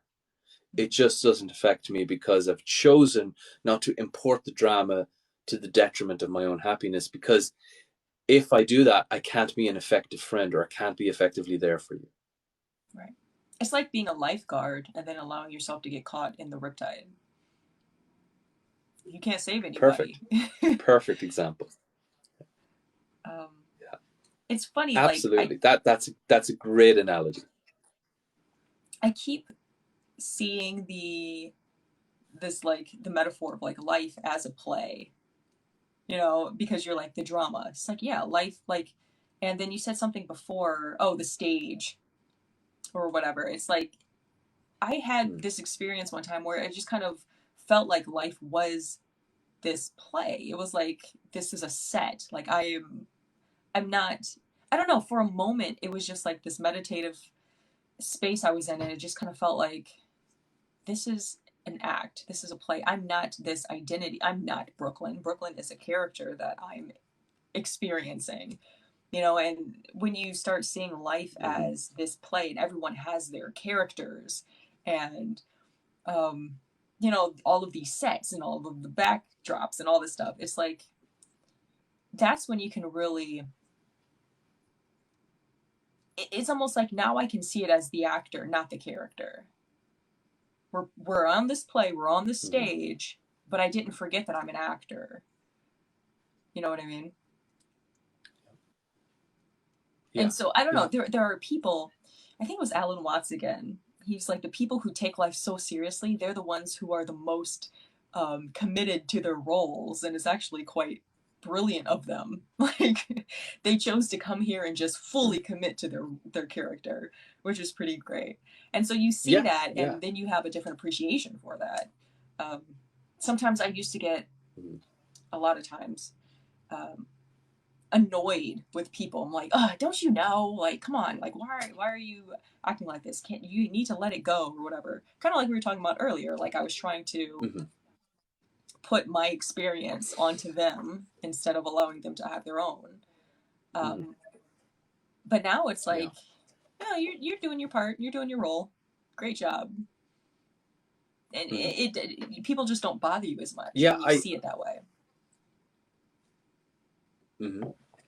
I this chimes very much with me because again, this is personal. It's not something I would say is for everybody, but personally, I have this kind of like idea that the universe breaks itself off into different parts to try and learn about itself and grow as itself, and those parts sometimes are people. And when a person is living to the best ability of what they choose to be, so like to go back to the violinist, if a person chooses to be excel in that quality, excel in that profession, then they are the universe expressing itself as a sound, as a violinist. And I say, well done. That's amazing. You're giving back to existence a really unique, beautiful skill that you're developing more and more as your personal path.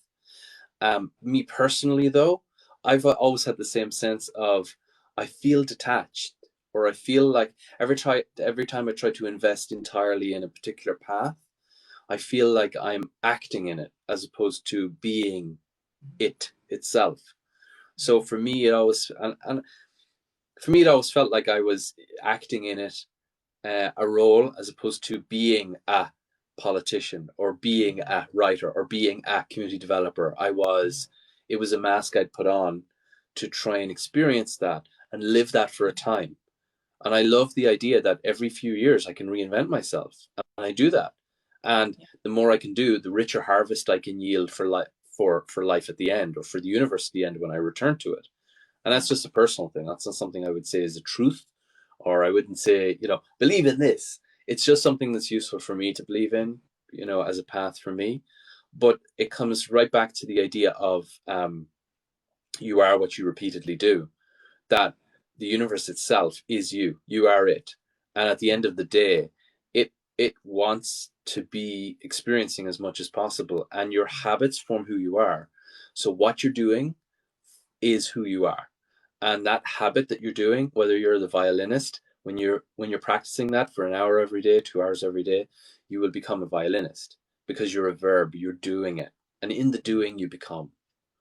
So I think at the end of the day, the people who who don't invest so much in the role that they lose themselves in it are people who are probably still a little bit in touch with their universal self. So well done, Brooklyn. Yeah. Well done, universe. Yeah, absolutely. Yeah, I do envy people that can do that, that can um, dedicate themselves to a life path so much that they lose themselves in it. They become that. And instead of, going, they narrowed themselves off. And I do have friends who would say that they narrowed themselves off and they cut themselves off. Well, you know what? They chose one aspect of existence and excelled in it. Fair play to them. That's a mastery I couldn't do myself. And that's brilliant. But personally speaking, it's just something I can't do. I prefer to experience as much different things as possible. I'm a generalist like yourself. Yeah. I like moving and experiencing different things. So For sure. I yeah. think that. So, are you saying that a person who focuses on one thing and masters it and loses themselves in that, they are still they're less connected to the universal self? Or I know I'm hearing a back They're both feedback. less connected and more connected. I think, and this is only my own ideas. They're the universe, in wanting to break itself into parts called people and wanting to experience things to its full degree. When a person does that and experiences being a violinist to its full degree, is fulfilling their destiny as part of the universe to experience violining as much as possible. But equally so, the people who don't, the people who hold back and say, actually, I feel detached from this life. I feel like an actor in this play. I don't feel like I am the role that I was given. They're also the people who are one step out of the enactment of being a part of the play and one part in, the source or the universe or the cosmos or whatever or God or whatever you want to call it. you know um and I reading a lot of different people. So there's a, I think he's a Lakota guy, Black Elk, his name was Nicholas Black Elk, and he talks about this kind of experience of people who are half in spirit world and half in the real world feel like they don't belong in either. But the people who are entirely dedicated to their path are on their own path. So don't feel bad that you feel like you don't have a path because you feel like you don't belong. In actual fact, it might be a symptom that you're more connected to the universe than your individual path that you may have had in a past life when you're a violinist or a flamenco dancer or whatever it may have been. I think it's about. That's all over the place. That's really off topic. When I think about, like, I'm just personally thinking about times when I've been doing something that I've been so in love with, like moments of just like you forget yourself, right? Because you're just so in tune with what it is that you're doing at that moment. I feel like it's like meditation. It's like it's like being completely one with your higher self, and that's how it felt in my experience. I was like, time didn't exist. I forgot about everything else that was happening. I was right there with what I was doing. Yeah. And that's a beautiful thing. I think that's like a true expression of love. Like what the action, the verb that you are in that moment is coming from this space of perfectly aligned love and that you're putting out, you know. But I would say I would agree with you that I've had those experiences where when I've had deep meditation, like sometimes I'll meditate for up to an hour and I get lost in the meditation and I feel very much a sense of authenticity, sincerity of the experience. I lose myself, time disappears. But equally so, when I do something like hike a mountain or when I do art and I get lost in it, it's exactly the same, that I'm losing myself. I'm becoming at one with the activity and losing myself in it. And that does have that feeling. But in non-duality, I think that even so, the entirety of the universe is contributing to its own experience of itself. So even the people who are erratic and don't know what they're doing, and they're popping pills and they're on highs and lows, they're also contributing to the experience and enriching the universe by, unfortunately, the experience they're having, and at the end of the day, they're contributing by the way they're living as well to the universe understanding itself. And that comes back to that person's comment in your feed about about badness and about experience, and is it meaningful? Yeah, it is. I think it is, because even the bad experiences contribute experience. Yeah, I And agree with that very it's much. important to find that. Yeah, nobody's worthless. Everybody is meaningful. Yeah, there So cannot be any waste. no, Waste? What is that?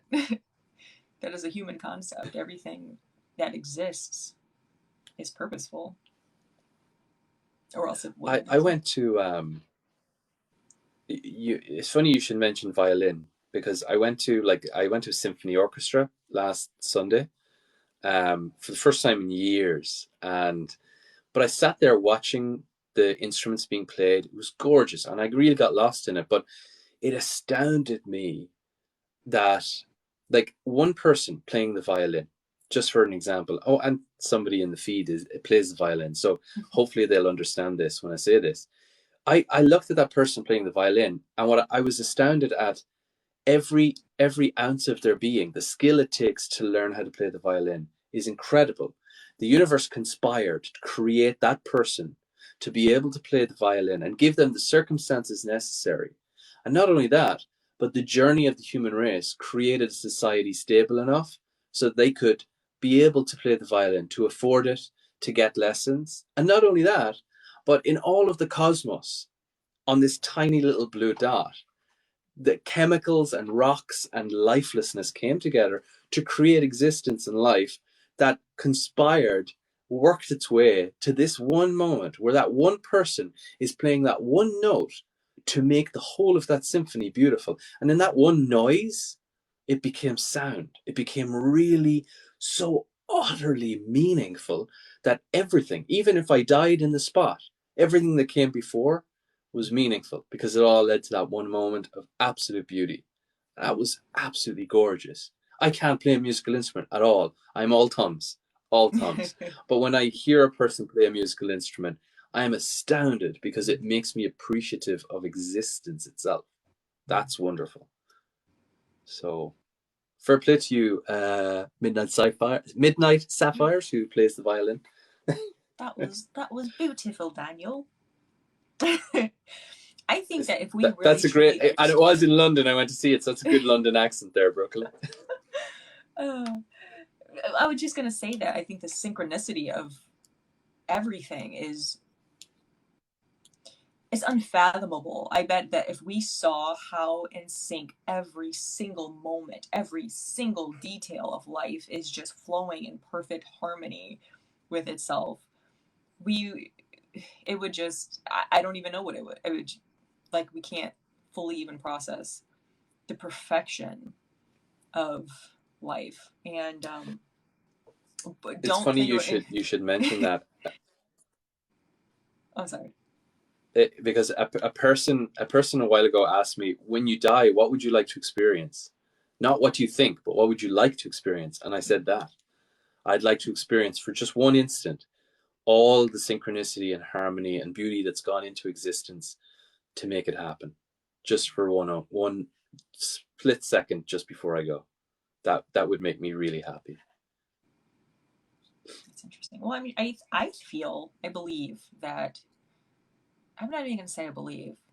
There's something in me that feels like we do understand it, and we come back to it eventually. Maybe not in this experience, but eventually we do come back to that. How can we not? It is Hmm. us. We are it. I think, So I mean, intuitively, I think there's a suspicion there, that we can feel that. Yeah, it's I almost think like, so.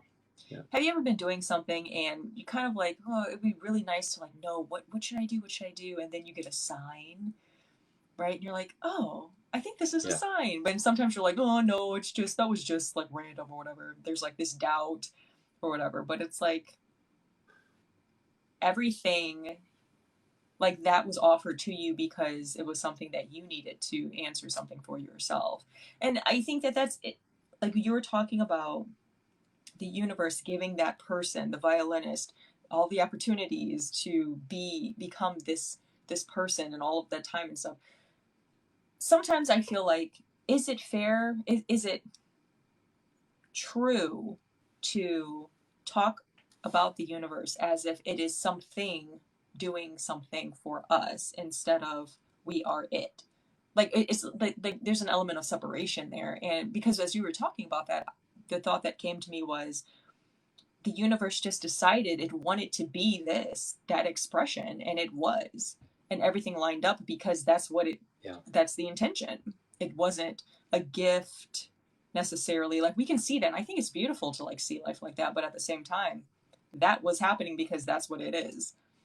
Those things lined up because that's what it But is, right? but you are a version of the universe expressing itself. So the idea is to be the best version of yourself. Mm-hmm. It doesn't matter who you are or what role you're playing. Be the best version of it that you can be, because at the end of the day, there's no point in you, sitting there and going, you know what, I want to be a violinist. I really, I want to be, and that's it. Nothing will make me happy except this. That's like a finger wanting to be a toe, because at the end of the day, the universe expresses itself as you, in you. Maybe you can do that if you want, but don't hinge your happiness on aspirations that maybe you can't realize, because at the end of the day, it may not be in your path. And at the end of the day, your journey will enrich you far more if you're on a path that's bringing you to somewhere that is authentically you and gives you a sincere experience. Yeah. So it's funny, like we can, I feel as though, like, say the situation I was talking about before, where it's like, oh, I want to learn that language, but I'm not really putting in the habit, doing it daily, and I'm not becoming fluent like I want to be. That is also purposeful. That is a purposeful, that Mm. experience has purpose. It's not Mm. me trying to do something and failing at it. Like that's the way a human will look at it, but the universe is like, this is part of this experience. It is necessary Mm. in some way because it's almost like if you look at it as though it wasn't supposed to happen, or um, doing something you're not supposed to do, there can't be synchronicity. It's like you can't be stopped at a dead end in this flow. The water is always flowing, and so you're in a flow, and where you are is a necessary point, and you're going to have that experience to build something else. Everything is as it should be. Right. Everything is as it should be. So yeah, I think that it's detrimental to look at things as if they're the mistakes, or you're not doing something you're supposed to do, or you're wasting time.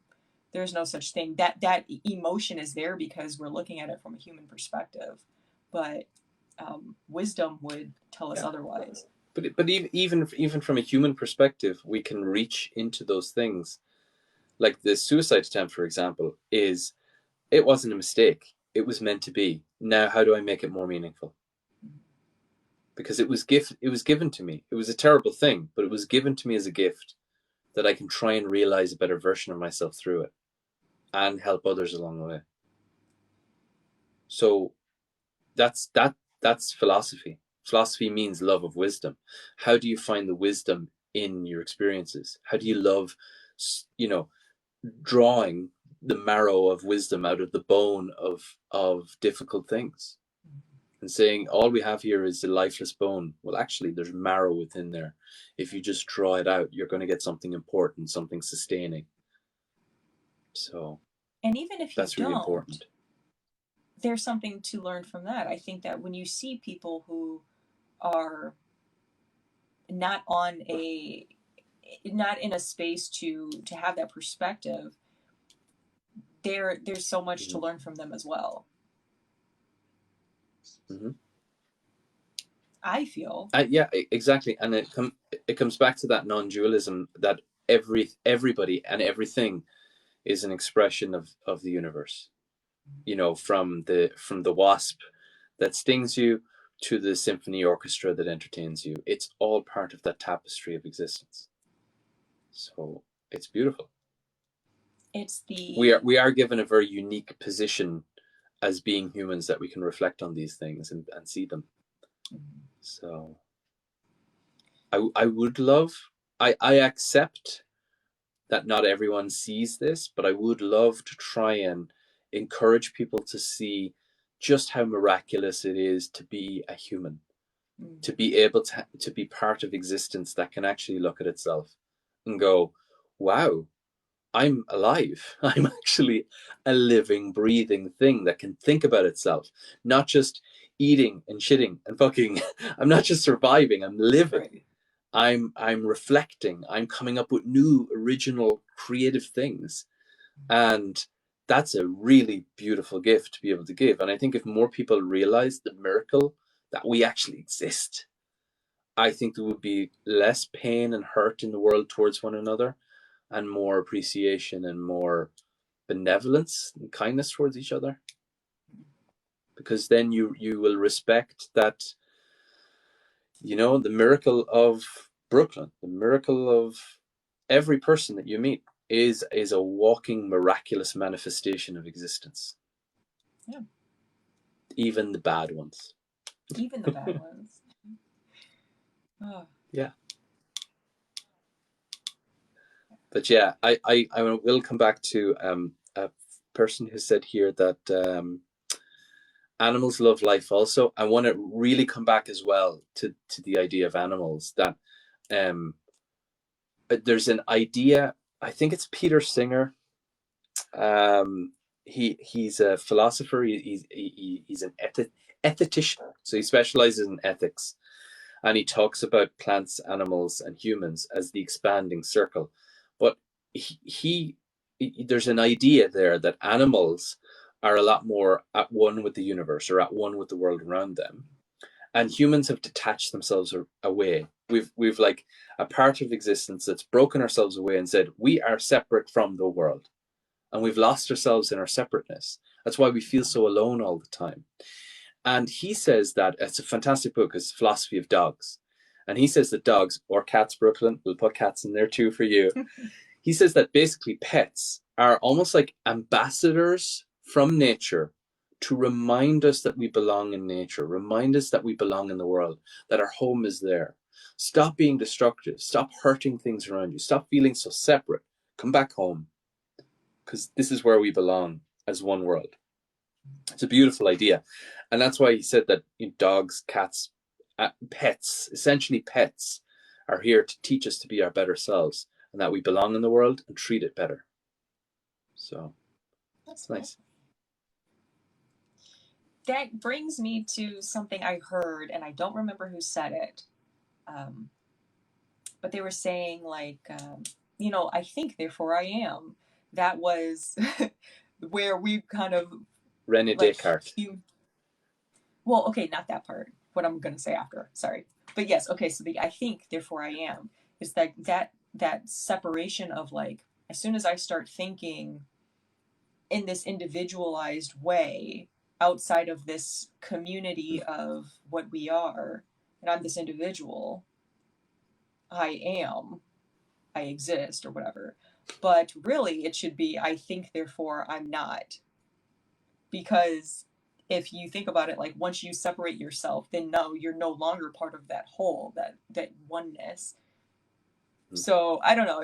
It was in conversation that someone said something, and it kind of stuck with me. I think, therefore I'm not. And I wanted to share that. What do you think about that?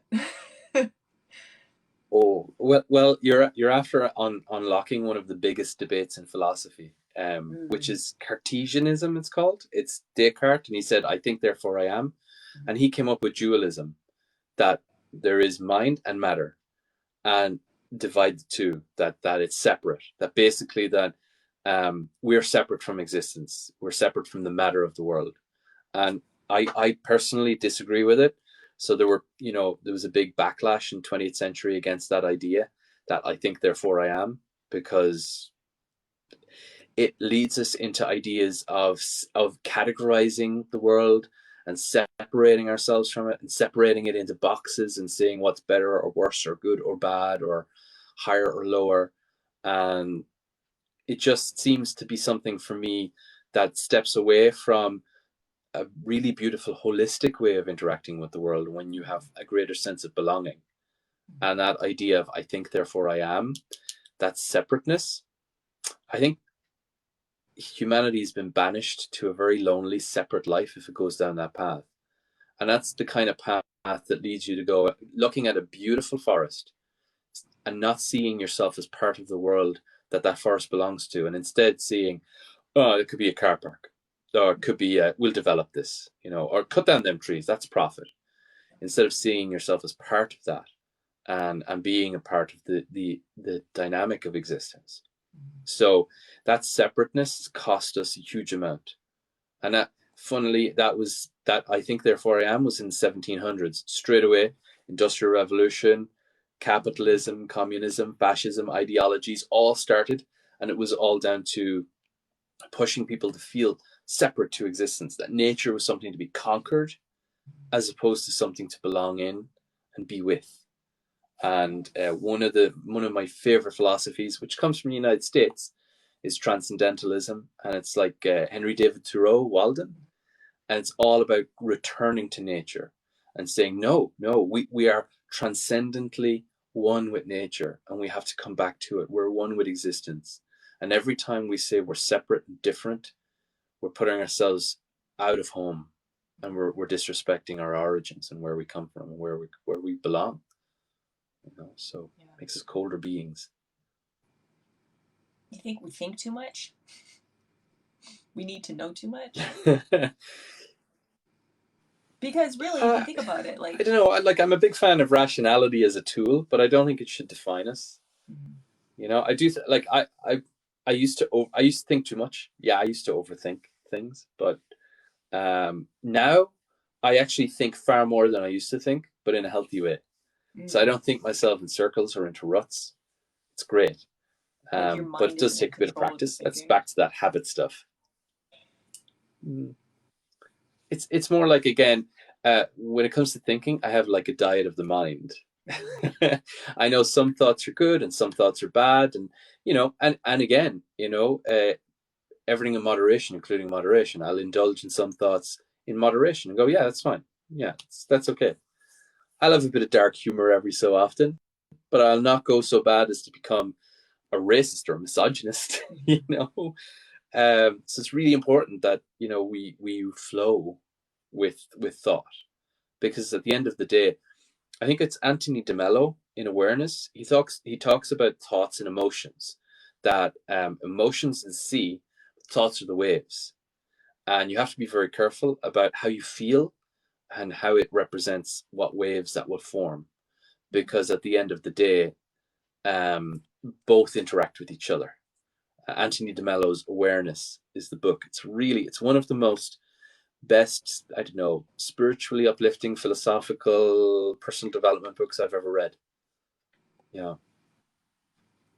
And I think that's, someone has said in comments, emotions have logic. And yeah, I agree with that. Sometimes they may not seem to make sense, but they do have a pattern. Yeah. I think that's why it's important to develop that habit of learning who you are, like having that self-development and really sitting with yourself and practicing connecting to your intuition, connecting to your authenticity. Because when you do that, you're able to sort through what's, what can be discarded or what's of importance, and you can really see your thoughts from a space where it's not running you, it's not controlling you, but you are simply having them, and you get to choose what you follow. Mm-hmm. Like you. Well, yeah. because it's like sometimes people get in this especially like people who like meditate and stuff, and they're like, thoughts, get rid of your thoughts. It's not about getting rid of the thoughts, it's about knowing which ones are worth keeping. But how do you know that? How do you know which ones are worth keeping? You have to have a deeper sense of self-awareness in yourself to be able to even see them from that perspective. So you have to remove yourself, and in order to like see things clearly. So I just thought that was really cool to like throw it back into Aristotle's habit. And again, I just want to reiterate why the habit of developing your self-awareness and your characters is so important.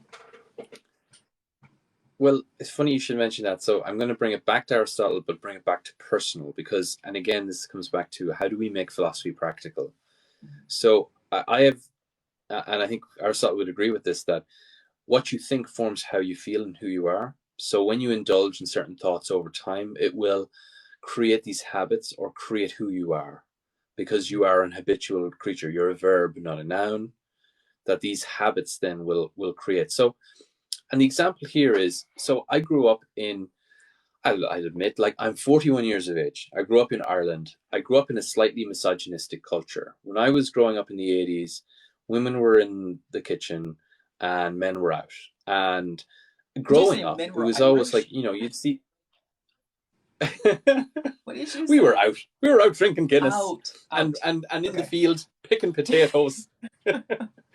So, but yeah, but again, and I think we've talked about this before, that, you know, when a good-looking woman walks down the street, you know, quite often men will be like, "Oh, geez, look at that! Isn't that fantastic?" Not look at her, look at that. It's almost like, you know, and that's disrespecting. You're turning a person into an object. You're objectifying a human being. The person may be very attractive, and you can say, "Isn't she beautiful?" You're actually doing that. You're actually saying she. You're saying the person, and you're attributing a virtue to them, beauty. That, you know what, you're being a little bit more virtuous in how you're engaging with them. But isn't that gorgeous? That's dehumanizing. And me personally, it's something I've been trying to do in the last maybe 5-10 years. I've been trying to deconstruct misogyny within myself that I may have adopted in my culture by reforming the habit of the language I may use. And that's really important, because at the end of the day, isn't it, we try to choose this generation to stop incorporating the toxicity of the past into future generations. And I think that's really important, that we do that work, that we put a filter and say, right now, especially people of our generation that were born in the kind of 80s, 90s, that we experience the old generation and we're moving into a new world. We are moving into a new world, definitely. But we're the filter that says, yeah, do you know what? We bring this stuff in, but we don't need that. We don't need misogyny. We don't need disrespect. We don't need racism. But we'll bring that good stuff in. Respect, dignity, yeah, let's go with that. But how that changes, and this brings us to Aristotle, is language, is habit. You cannot say, I'm not a misogynist, and the very next day you see someone and go, oh, jeez, look at that. Is that gorgeous? Jesus, what I'd do to that now. That's, you know, that is, sorry, that's not how I speak. Oh, Jesus. That is, you know, that's a hollow attempt. You're acting then. You're acting virtuous, but you're being obnoxious. And too many times, and this comes right back to the Me Too movement and putting it on men to be better people. And this is important. And I've had this thrown at me that, you know, you're just being a snowflake, or you're just being, you know, you're being demasculinated. I got that one once as well. The idea is, no, I'm trying to be a human being and treat people as human beings. Equal rights means equal rights. It doesn't mean me putting them on a pedestal. It means me treating them as a human. I wouldn't want a woman, you know, looking at me and going, "Jeez, look at that thing. Oh wow," you know, that's a bit dehumanizing. Say, just, you're a really handsome guy. Just a piece of meat. That's lovely. That's apparently what I am. Just a slab of meat to look at. You know, but I don't know where that comes from. That depersonalizing thing is if you find someone attractive, where does the depersonalizing come from? And in Levinas, he talks about how particularly men depersonalize women in an attempt to control. Because you control objects, you don't control people. That's why the Nazis had to dehumanize and treat Jews as objects. Because you couldn't control and kill people. That's wrong. But you can control and kill objects. No problem. So this whole idea that came before this period, this moment in history is so important, that we will, from this point on, say, from here on, people are people. They're humans, not objects. We'll never be treated as objects ever again. And it's a huge warning from history that comes into our everyday language, our culture, our society, and we have to try and push this. It's really important, I feel. And it's something that we need to do in ourselves. And right back to Aristotle, we have to change our habits to be better people. If you want to not be a misogynist, change the language you use and change the outlook you have towards women. Because if you don't do that, it's not going to change. So I don't know. Maybe I rambled too much. Sorry. No. Yeah, I mean, it's like, oh, don't escape me. It's still there. It's still there.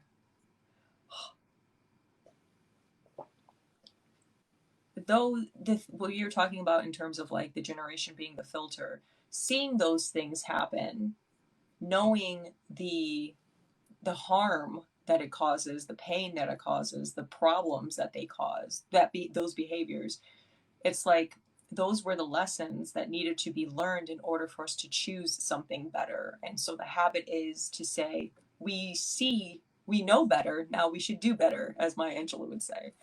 So it is like this responsibility of having witnessed the experience and making the decision to put habits into practice that go in a direction that we'd rather go in. Mm-hmm. Yeah. I think that finding that is it come right back to what you said, is we need to first find out who we are, and understand who we are as a person, and then make those changes. That's kind of important. But you reminded me as well of there's a philosopher called Martin Buber.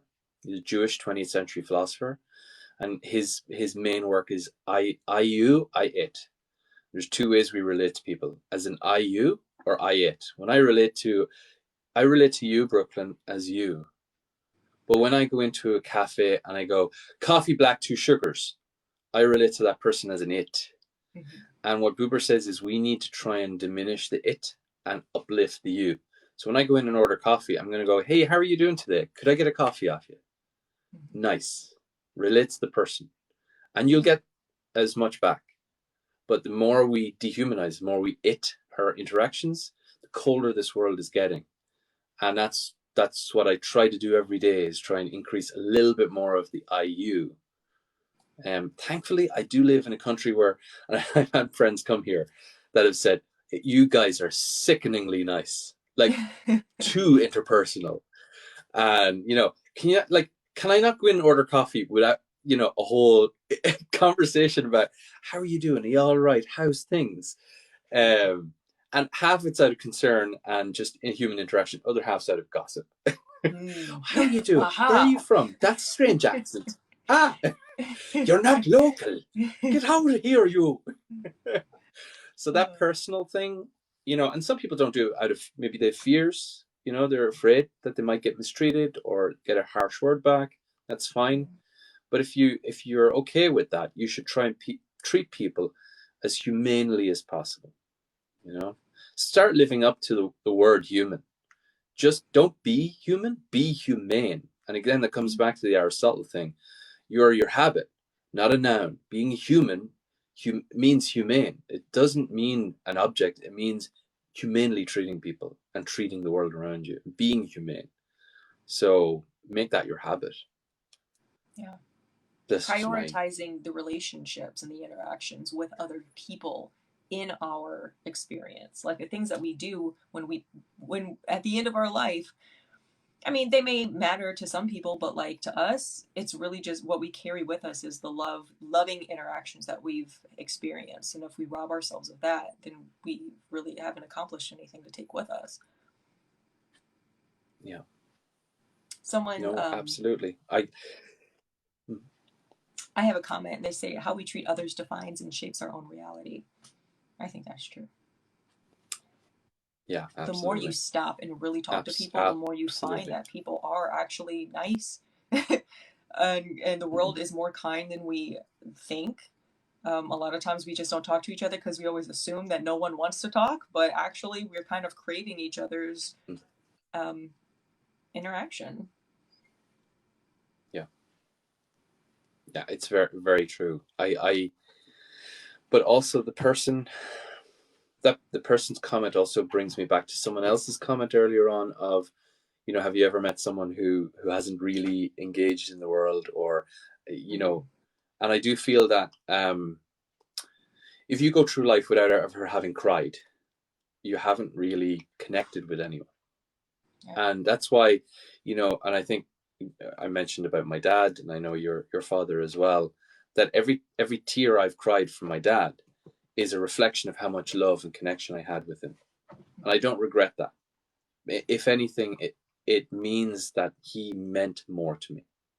So that's really important. That the more, what is it? There's a great expression. The tears you cry is the meaning you put in when you lose someone. So don't feel bad for that. That's really important. So the more you treat people well and the more you connect with people, the more you will feel like you belong in the world. But equally so, you'll feel that loss. But don't feel like that loss is something that's a sorrow. Feel that it's almost like a reward. It's kind of like you're telling yourself that this story was beautiful. Yeah. That at the end of the day, we all part from one another, whether we're going from them or they're going from us. But at the end of the day, how we spent time together is what was really important, and how we spent it. And that comes back to the I you, I it. Don't treat people as its, treat them as yous, Can I tell you a story? So I'll try not to. Next time there's a really good looking woman walking down the road, I'll try not to go, yeah, would you look at that? Oh, it's great. It's a great looking girl. I guess I need to apologize to all these guys that got lined up these things. Those pieces of meat that you've got lined up. Like, hey, chumps, listen up. Sorry for treating you like objects. No, I just want to come to one point. One point someone said that there's nothing wrong with beauty. Absolutely, there's nothing wrong with beauty. Actually, I would encourage giving compliments. I think it's really important to give compliments and to make sure a person knows that they feel beautiful in themselves, regardless of what type of beauty it is. It's not the beauty, it's how you treat the person as a result of you seeing the beauty. So if you diminish them to an object because you want that object sexually or whatever, then you've dehumanized them.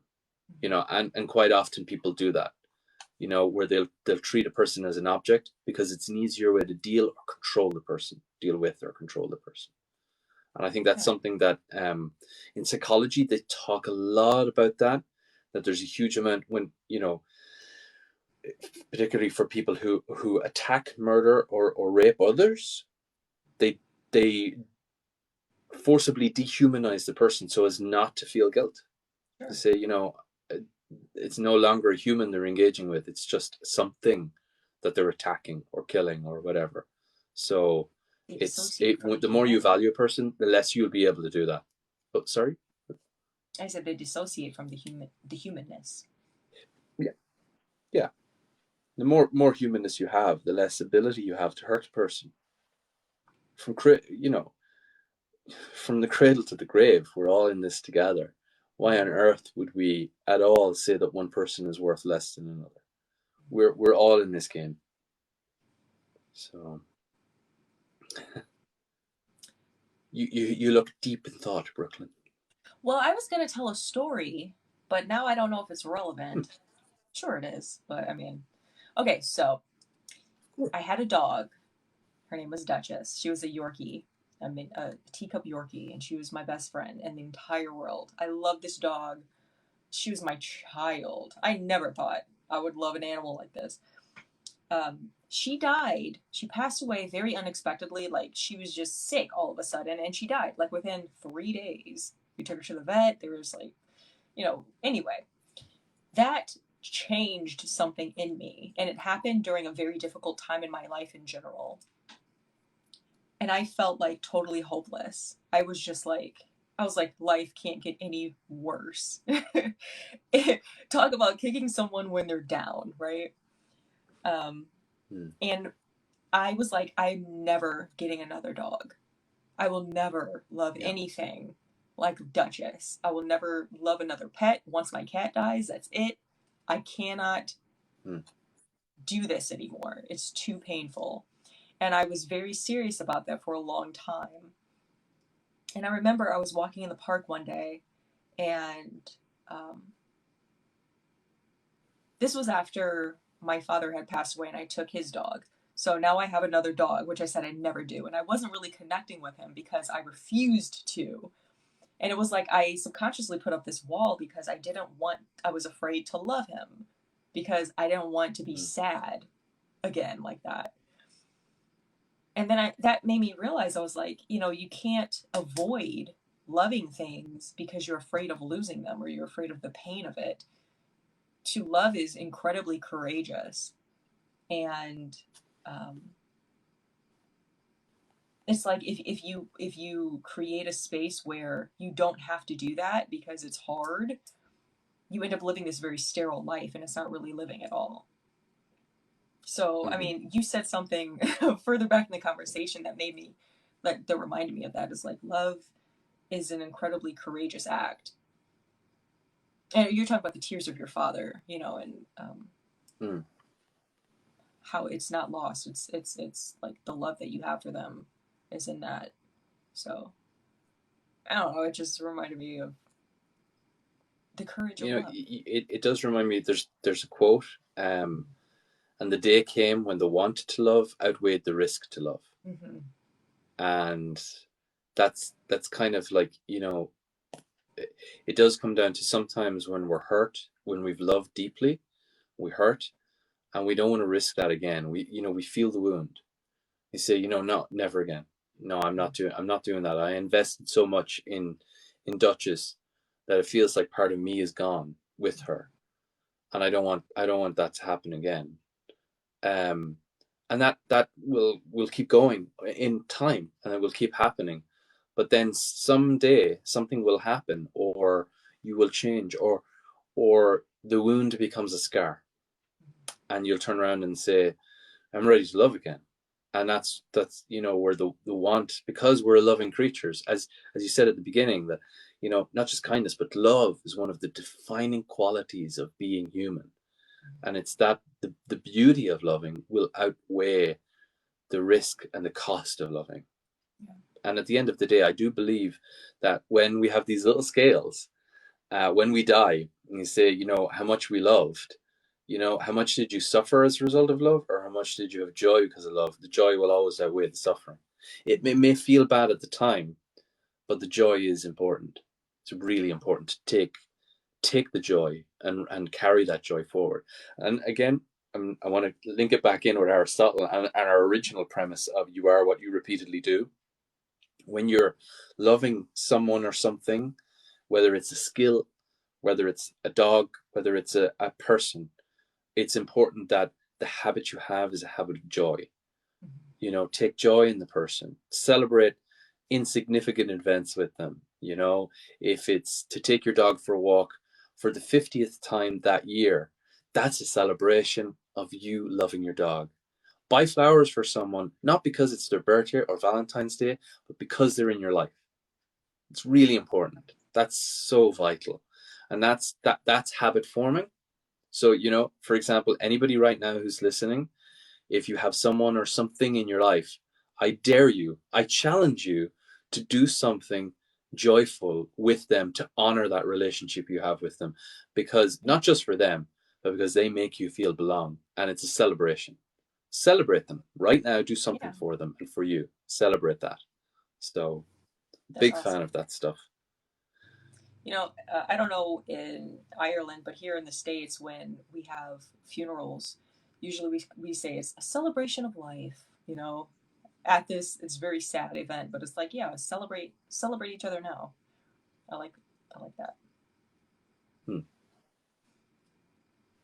We have a few different qualities.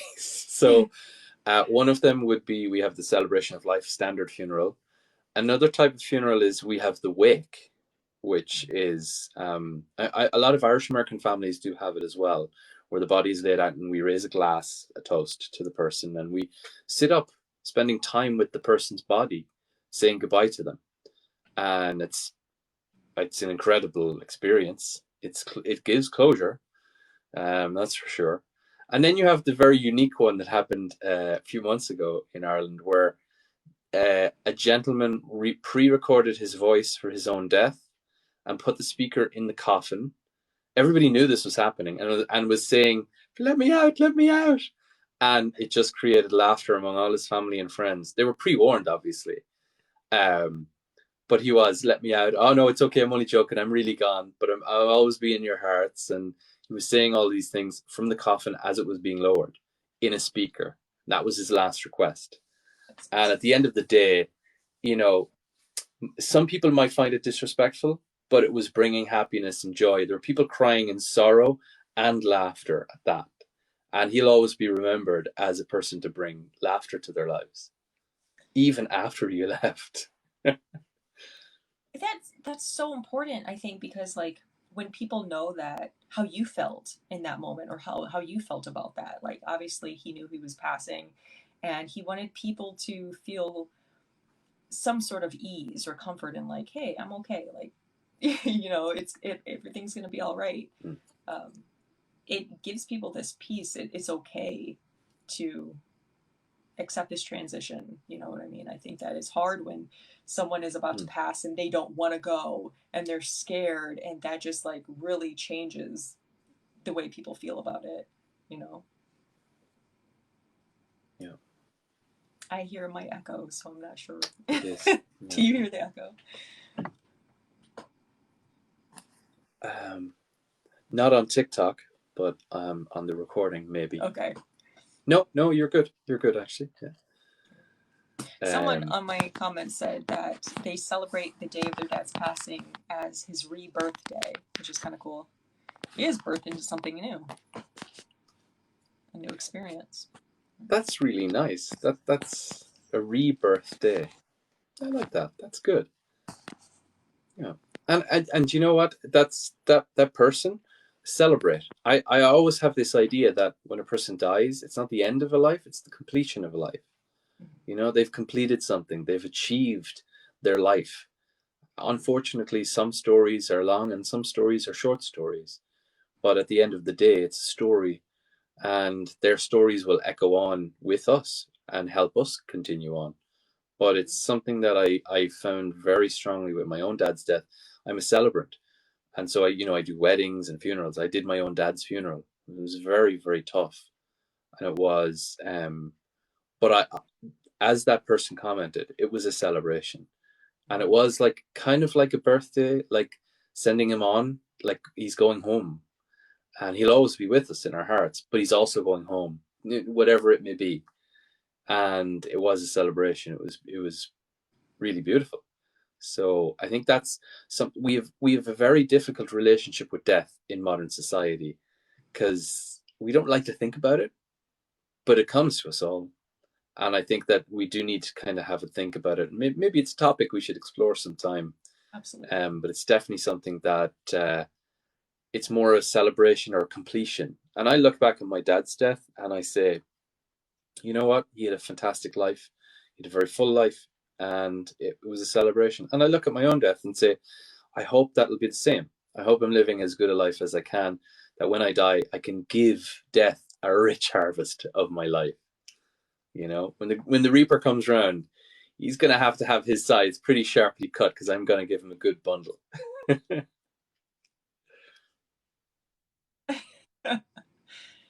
I'm gonna have a pizza and ice cream party.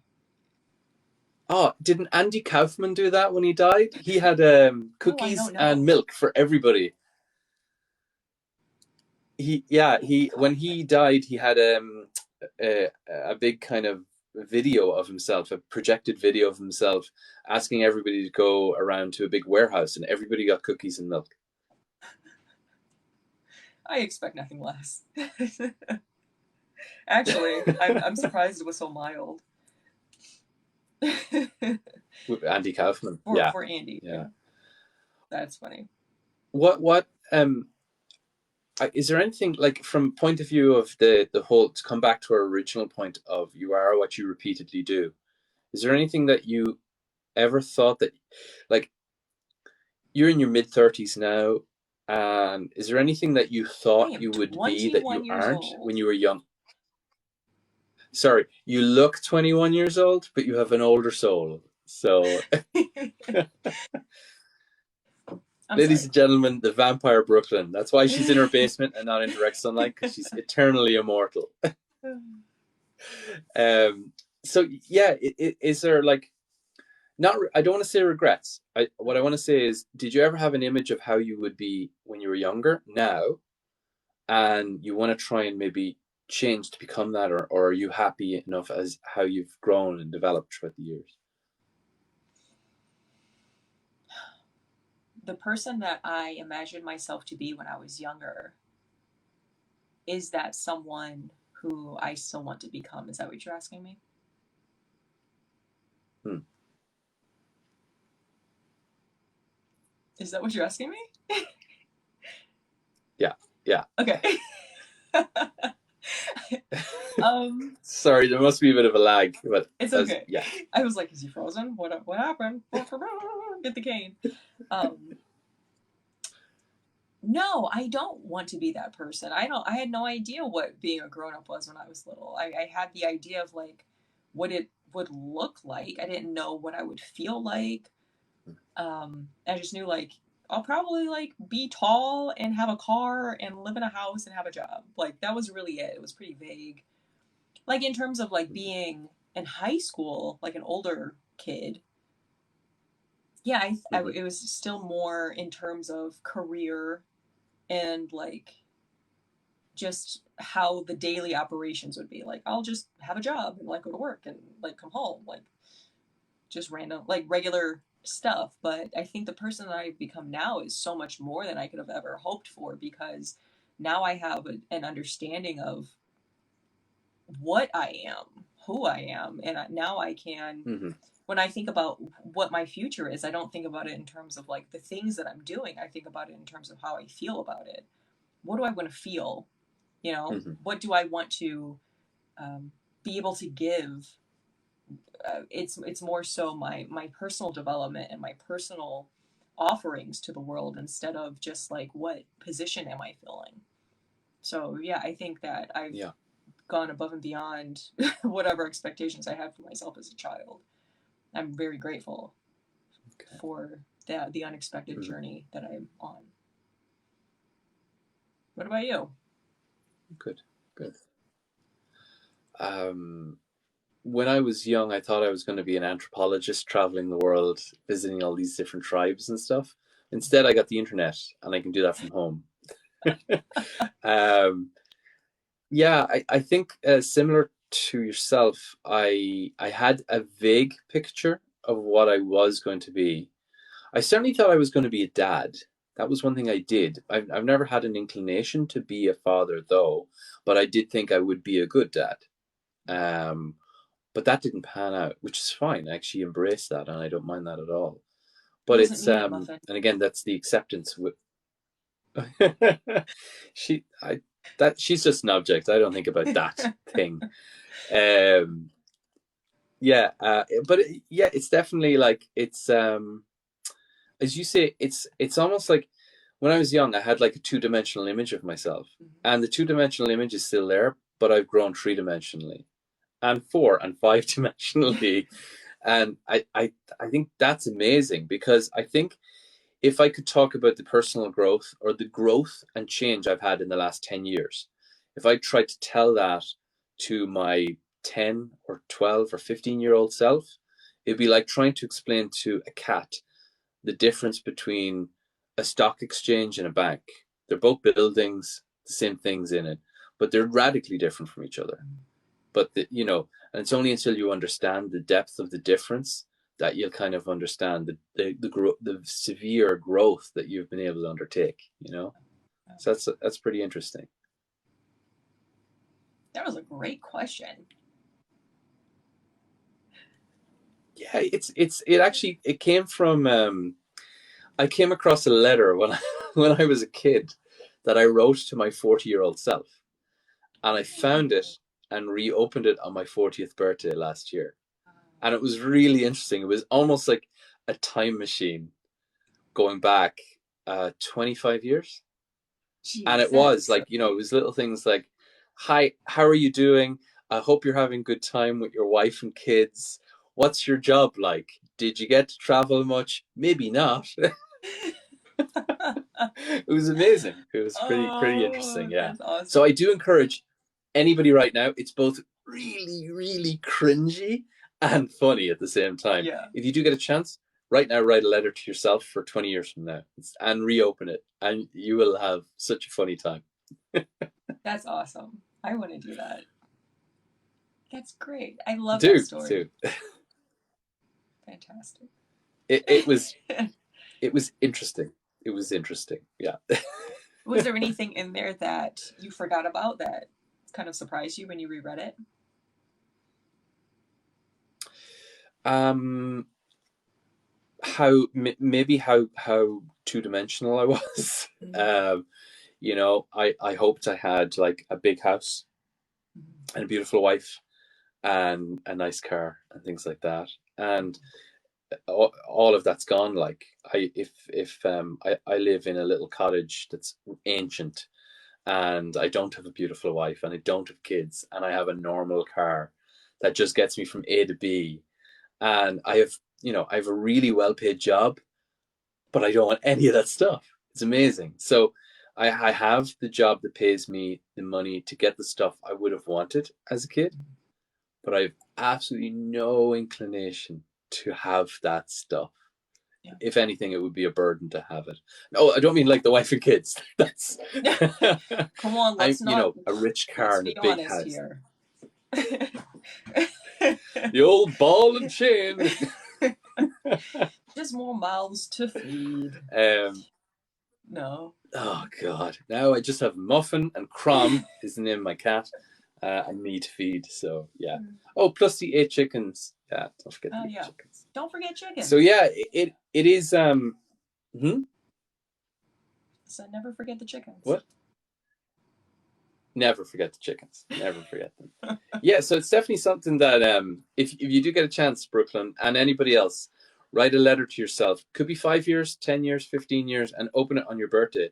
It's such a funny thing to do. To look at the expectations you had at this age for when you're that age. It's really funny. It's really good. It's an incredible reminder, or it's just a good reminder of like the growth that you've had. Because we don't really think about it. Like, we're just always who we are. But like when you really look back and have this something to show you who you used to be compared to who you are now, then you really see like, wow, look how much I've changed. Look all of the things that I've learned and experienced. That's really cool to reflect on. Yeah, totally.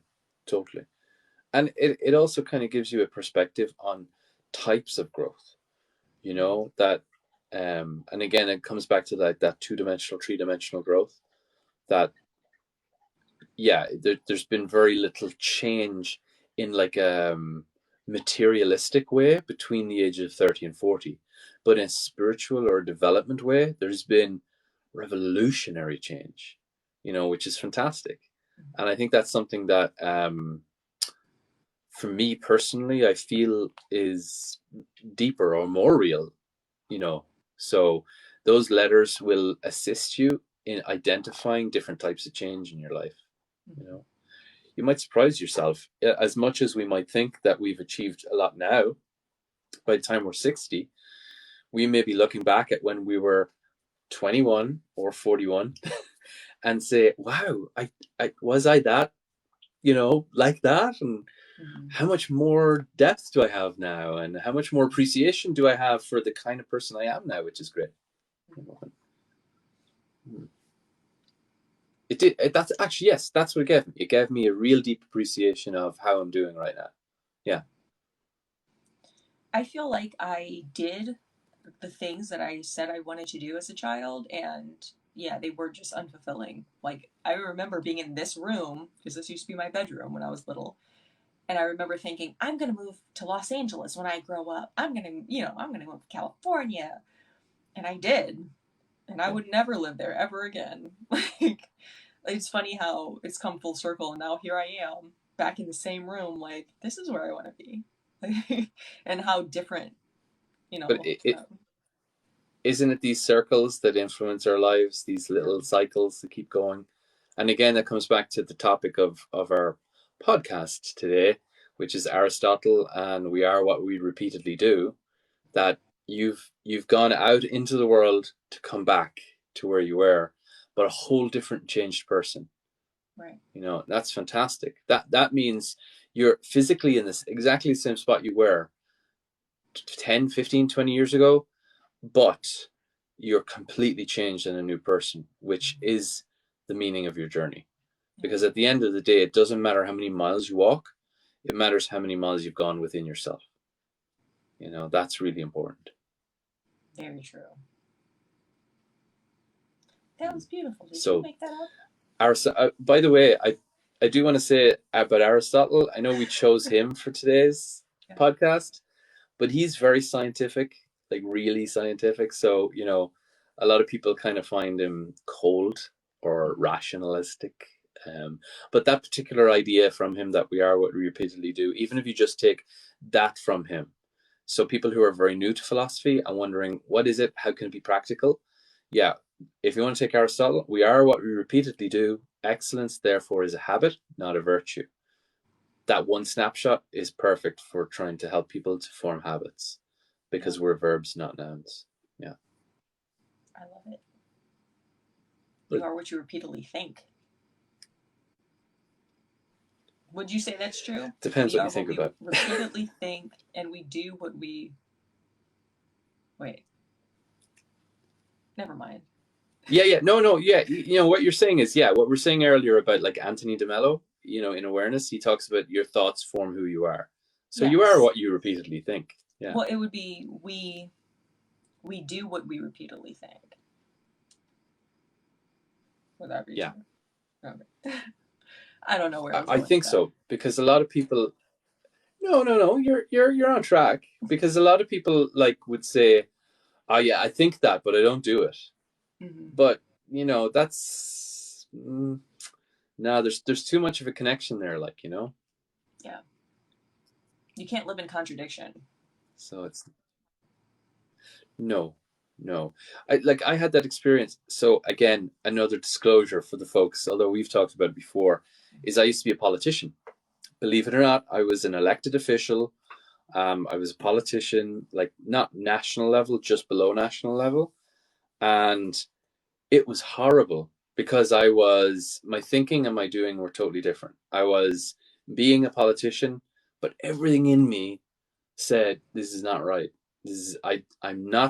I don't agree with this ego stuff. I don't like the state. I don't like authority. I don't like, politicking. I tried to do it because I like community work, and I used to volunteer a huge amount. And then I thought, well, how can I help more people? And then someone approached me and said, well, if you're a politician, you could help constituency cases, and you could help people who are homeless, or you could help people get more projects in the area for development projects and money for, homeless shelters and things. And I was like, okay, yeah. And you have a great voice, so you can do public speaking and rally people around and get them together. And that was fine. And I did all that, but the politicking came into it, and that it just wasn't me whatsoever. And the deeper I got into it, the more I lost myself in something that I felt wasn't me. And I was using skills I had for something that didn't feel natural to me. And that was really a difficult period. But but a great learning curve because it showed me who I really am. It showed me that I'm not a politician. Glad I did it. Fantastic few years to try it out. And it's a really wild experience. But at the end of the day, and it's fantastic that you can say this, you can walk away from power, and it is power. You know, as much as you might think it is or isn't, you do have power over people. And you go, no, I'm not. Politics is something that's not for me because it's something that feeds the ego, and you have to use your ego in interacting with people. And everything you do, every good you do, is for vote, for recognition, and it wasn't something I could do anymore. So yeah, that's where you had, like you said, Brooklyn, can you think something and do differently? It's a contradiction. Yeah. So I was doing that the whole time, and I was a walking contradiction for years, and it was tearing me apart. And at the end of the day, when it came to the end of my term, I was like, no, I'm done. Sorry, but I'm done. It's experiences like those that give you it sort of like immerse you into something that is not at all in alignment with who you are, to really um, encourage the real you to step up. It's almost like the universe has to make you uncomfortable in order to make you choose the path that is aligned for your journey. Oh, you have no idea how right you are there. Because within months of getting into politics, I stopped writing, I stopped journaling, I stopped writing poetry, and then within months of finishing politics, I was writing poetry, journaling, I've started art, I was happier. I started walking in nature and just loving walking all the time.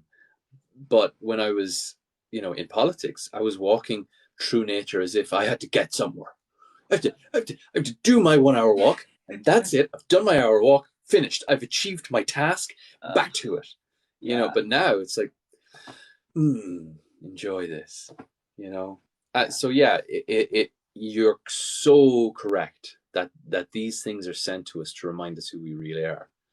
And it was the rocky path that taught me the smoother path of who I am. Yeah, definitely. Now it's interesting that you say that you would walk when you were a politician, but it felt different, even though you were continuing the habit. So how does that play into what we're talking about? Like, you are what you repeatedly do, and how we develop these habits. But if you're not enjoying the habit, or if it's out of like this sense of duty and not joy, is it worth developing that habit? Yeah, and I know what you mean, but I wasn't walking, I was marching.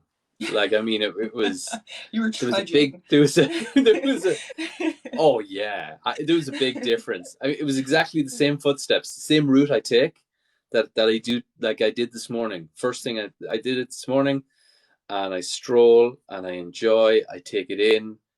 Took me about 40 minutes, 50 minutes. But when I was a politician, same route, I would look at the ground or look straight ahead. I'd listen to music or a podcast. I'd do it in half an hour. Done. Let's get breakfast. Let's get a wash. Let's get out. And it's like, wow, no, that's so not you. So, nah. Do you think that doing things habitually but in that way have any benefit toward like the person who you become down the road by doing those things, or? No, yeah, but the thing you're saying there is like, it depends what you're doing. Like, the physical action of the walking is not the same as the physical action of the trudging or the marching. So externally it looks the same, but it's not. So when someone says, I want to change my habits, so I'm going to go for a walk every day, you're not actually going for a walk every day if you're stuck in your head not walking, if you're too distracted or too, so you need to actually do something full of joy or filled with joy. It's the same as you said earlier about, I wanted to learn Spanish or I want to learn violin or something like that. There's no point in you doing it if there's not a natural joy or inclination to do it. But if you do it and there is a natural joy and inclination, the fact that you are what you repeatedly do means that you will become a Spanish speaker, a violinist, not Jet Muffin. And so that's something that I think is really important. It's a subtle difference, but really important difference. It's exactly the same as I cooked a dinner, you know, but one of them is cooked in the oven and one of them is stuck in the microwave. Both are cooked, but totally different. So I think that what you're saying is when you do things with love is when you really experience the benefits of that habit or that action. Would that be true? Yeah, yeah, I think so. I I do. Because I think that in your authenticity or in your connectivity with existence, if you're being sincere with yourself, you'll know if you're trying to form a habit, if it's not right for you, you're fighting against the flow. You're trying to force yourself to do it, and you can do it and do it and do it, but you're not gonna get it. You're not gonna become it. You know that's you.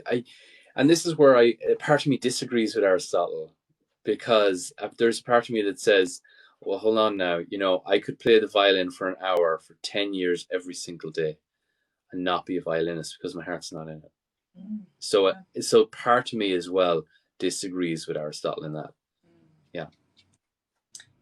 So if what we just said is true, would you say that the most important habit we develop is learning to be present and doing everything we do with love? Would that be the most important habit of anything, no matter what we do? Just having intention of being present with it and doing it with love.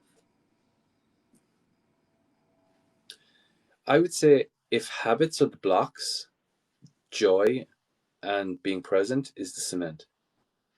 If you build a house out of blocks, if you have the habits, the minute a wind comes, it'll fall down. If you don't have joy and you don't have presence in building that habit, it doesn't hold it together. So you're not invested in, you're not part of that habit. It's not really a habit if you're doing it with no joy at all. Because quite often, and you see that in psychology, it's called gamification, learn by play or learn by joy in doing. That if you learn something with no joy, you will lose the skill or forget the skill within 6 months. But if you do it with joy and you associate it with positivity, it will last a lifetime. That's why people enjoy, the way they say, you'll never forget, riding a bicycle. Even if you don't ride a bicycle for years, because you get joy from doing it and learning it, the memories you have associated with cycling are like happy youth, going for cycles with your friends or out into the countryside. And it's those things, non-trauma linked, that create a positive habit. I agree. So it's yeah, like that the I totally sincerity agree. that comes with it.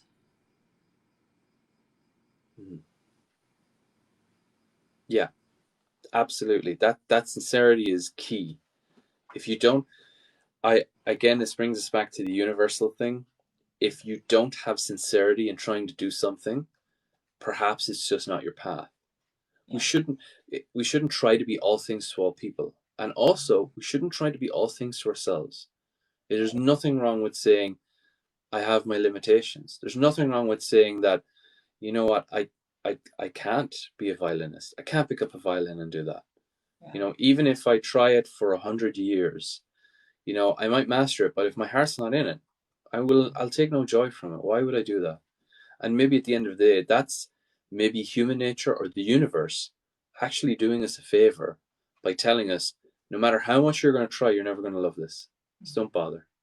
So habits can't be formed or can't be held together or constructively, positively held together without a bit of joy there. Yeah. Is Muffin okay? Is that her in the background? It is. I think I live in like the deep countryside, and roughly around this time, she usually kind of smells if there's a swan in the garden or maybe some squirrels or something like that. So yeah, there's something outside. I don't know because it's pitch black. There's there's something outside. I don't know what it is.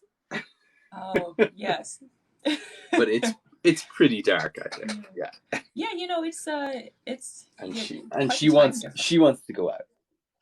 Oh, how are you doing with your time? Because I know that it's Yeah. much later where you are. Yeah, I should probably finish off soon because it's Okay. 20 past 12 here. Okay. So yeah, but I want to thank you so much for a lovely conversation. Yeah, this Really nice. is great. Everybody watching, actually, we were kind of discussing like what we were going to call the podcast. I don't know if you wanted to talk about that now or wait till next one. But no, I let's liked, mention it now. Do you want to mention it? Okay, so I like the word practicalosophy because I mean it's unique, but I think it's kind of hard to say. But Daniel, you had your ideas too, and so we wanted to ask like what you guys thought about those words. So what? Yeah, well, Daniel, I suppose let's talk about the motivation of these conversations, Sure. and we're doing a podcast based on these conversations, and so we wanted to show how philosophy can be practical in everyday life. So, and you know, osophy or sophia means wisdom, and practical is love of something that's practical. So if you guys have an idea, so in ancient Greek, praxis is for practical. So it could be something around like practical praxis, or praxisosophy, or practicalosophy sounds really good though. I like it. It makes you kind of question and go, what is that? Practicalosophy. Yeah. Look, it does also sounds like if people can pronounce velociraptor, they could pronounce practicalosophy. Oops. I said I just wanted to sound as difficult and tongue twisting as possible. But Brooklyn, it's, do you know, when I read it out to somebody in work today, I said, what do you think of the word practicalosophy? They said, well, it sounds like velociraptor.